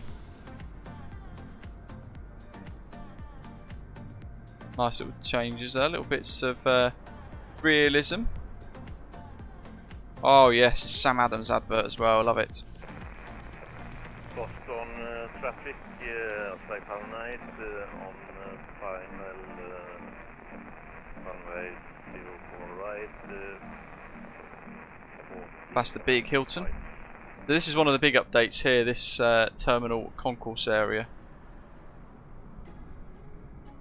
One of the new bits of Boston. Look at the size of that. But again, still no interior, I don't think. No, there you go, look, work in progress. Interior. They put that in there to show that they are still working on it. But they've got elements of this still in. Albeit very low resolution, pretty low quality.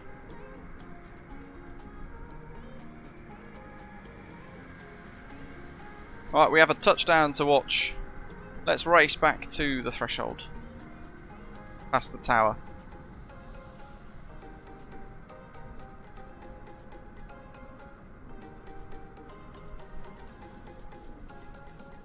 Maybe we'll watch him from in the tower. Shall we do that? Let's do that. Final touchdown for today. MPS Gaming flying in. spot him from the tower this time, I think. Just make sure we've got the drone camera set up nicely so we don't move too quickly around out the tower. Very low resolution images there though, isn't it? Look at that. Ugh, yucky. Not the best. Oh well, we do like a tower view. There's his lights. I don't know if you can see that. Right there.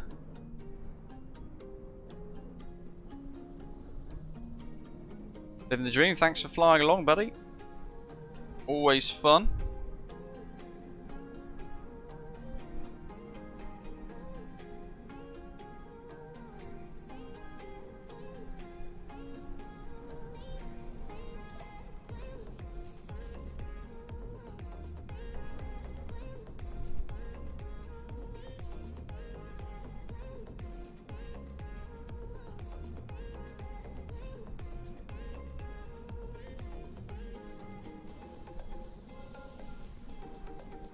A long old day actually, isn't it? It's a long old final approach in fact too. What's it from, let's have a look, Cat 2 ILS. From Nabo when we were at 3,000 feet, that's 12 miles from touchdown.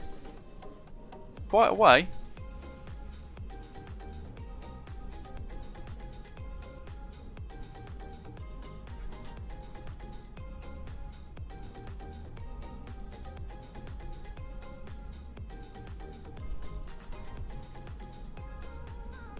Does take its a little bit of time. New Beyond ATC video on YouTube. Apparently Heathrow to Amsterdam. Interesting. I thought that was going to be releasing kind of by now, to be honest. The way it was all ramping up. For landing.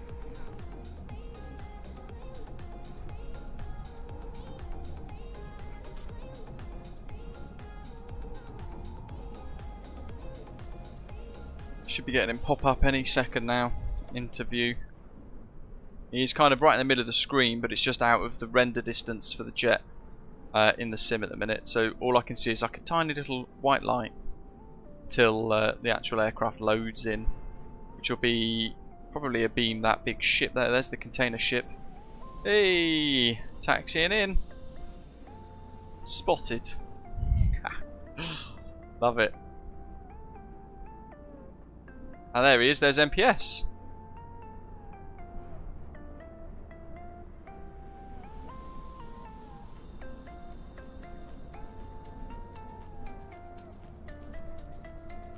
That's fantastic. We can kind of follow them both until they cross over too much, and then we'll focus on the landing. Zooming along.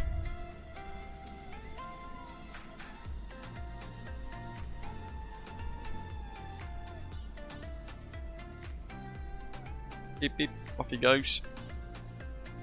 And here he comes in the Eurovision livery. Epic. Big, bold, bright yellow.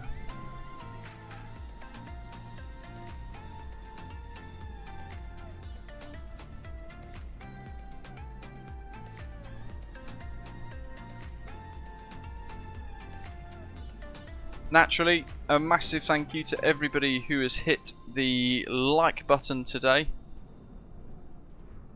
And welcome to all of our new subscribers on the channel as well. Our final pilot in for today's journey. Miami to FlyTampa's new version 1.6 of Boston Logan International Airport's MPS Gaming here in the 737-800s. Looking really good. Look at the yellow offset against the water. Stunning. Really nice. There's the thresholds.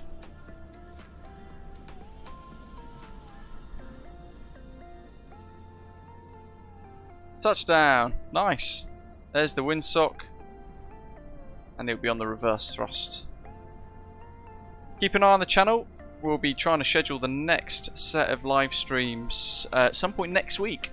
Padded around basically when my availability is. Around when my motorcycle gets delivered to my house. Very, very exciting indeed.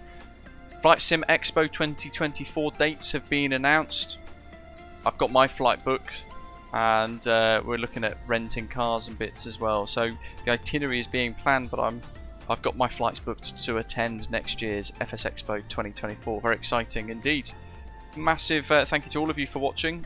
Hope you've enjoyed the live stream today. all of our channel members, bronze, silver and gold. Big thank you to all of your ongoing support. Hit like before you head off. We'll head over to Discord, continue the conversation there. Same place. I'll put all of today's live stream snapshots, screenshots as well. But in the meantime, as always, I hope you enjoy the rest of the weekend. A massive thank you to everybody who flew along, and I'll see you very soon. Take care. Thanks for watching.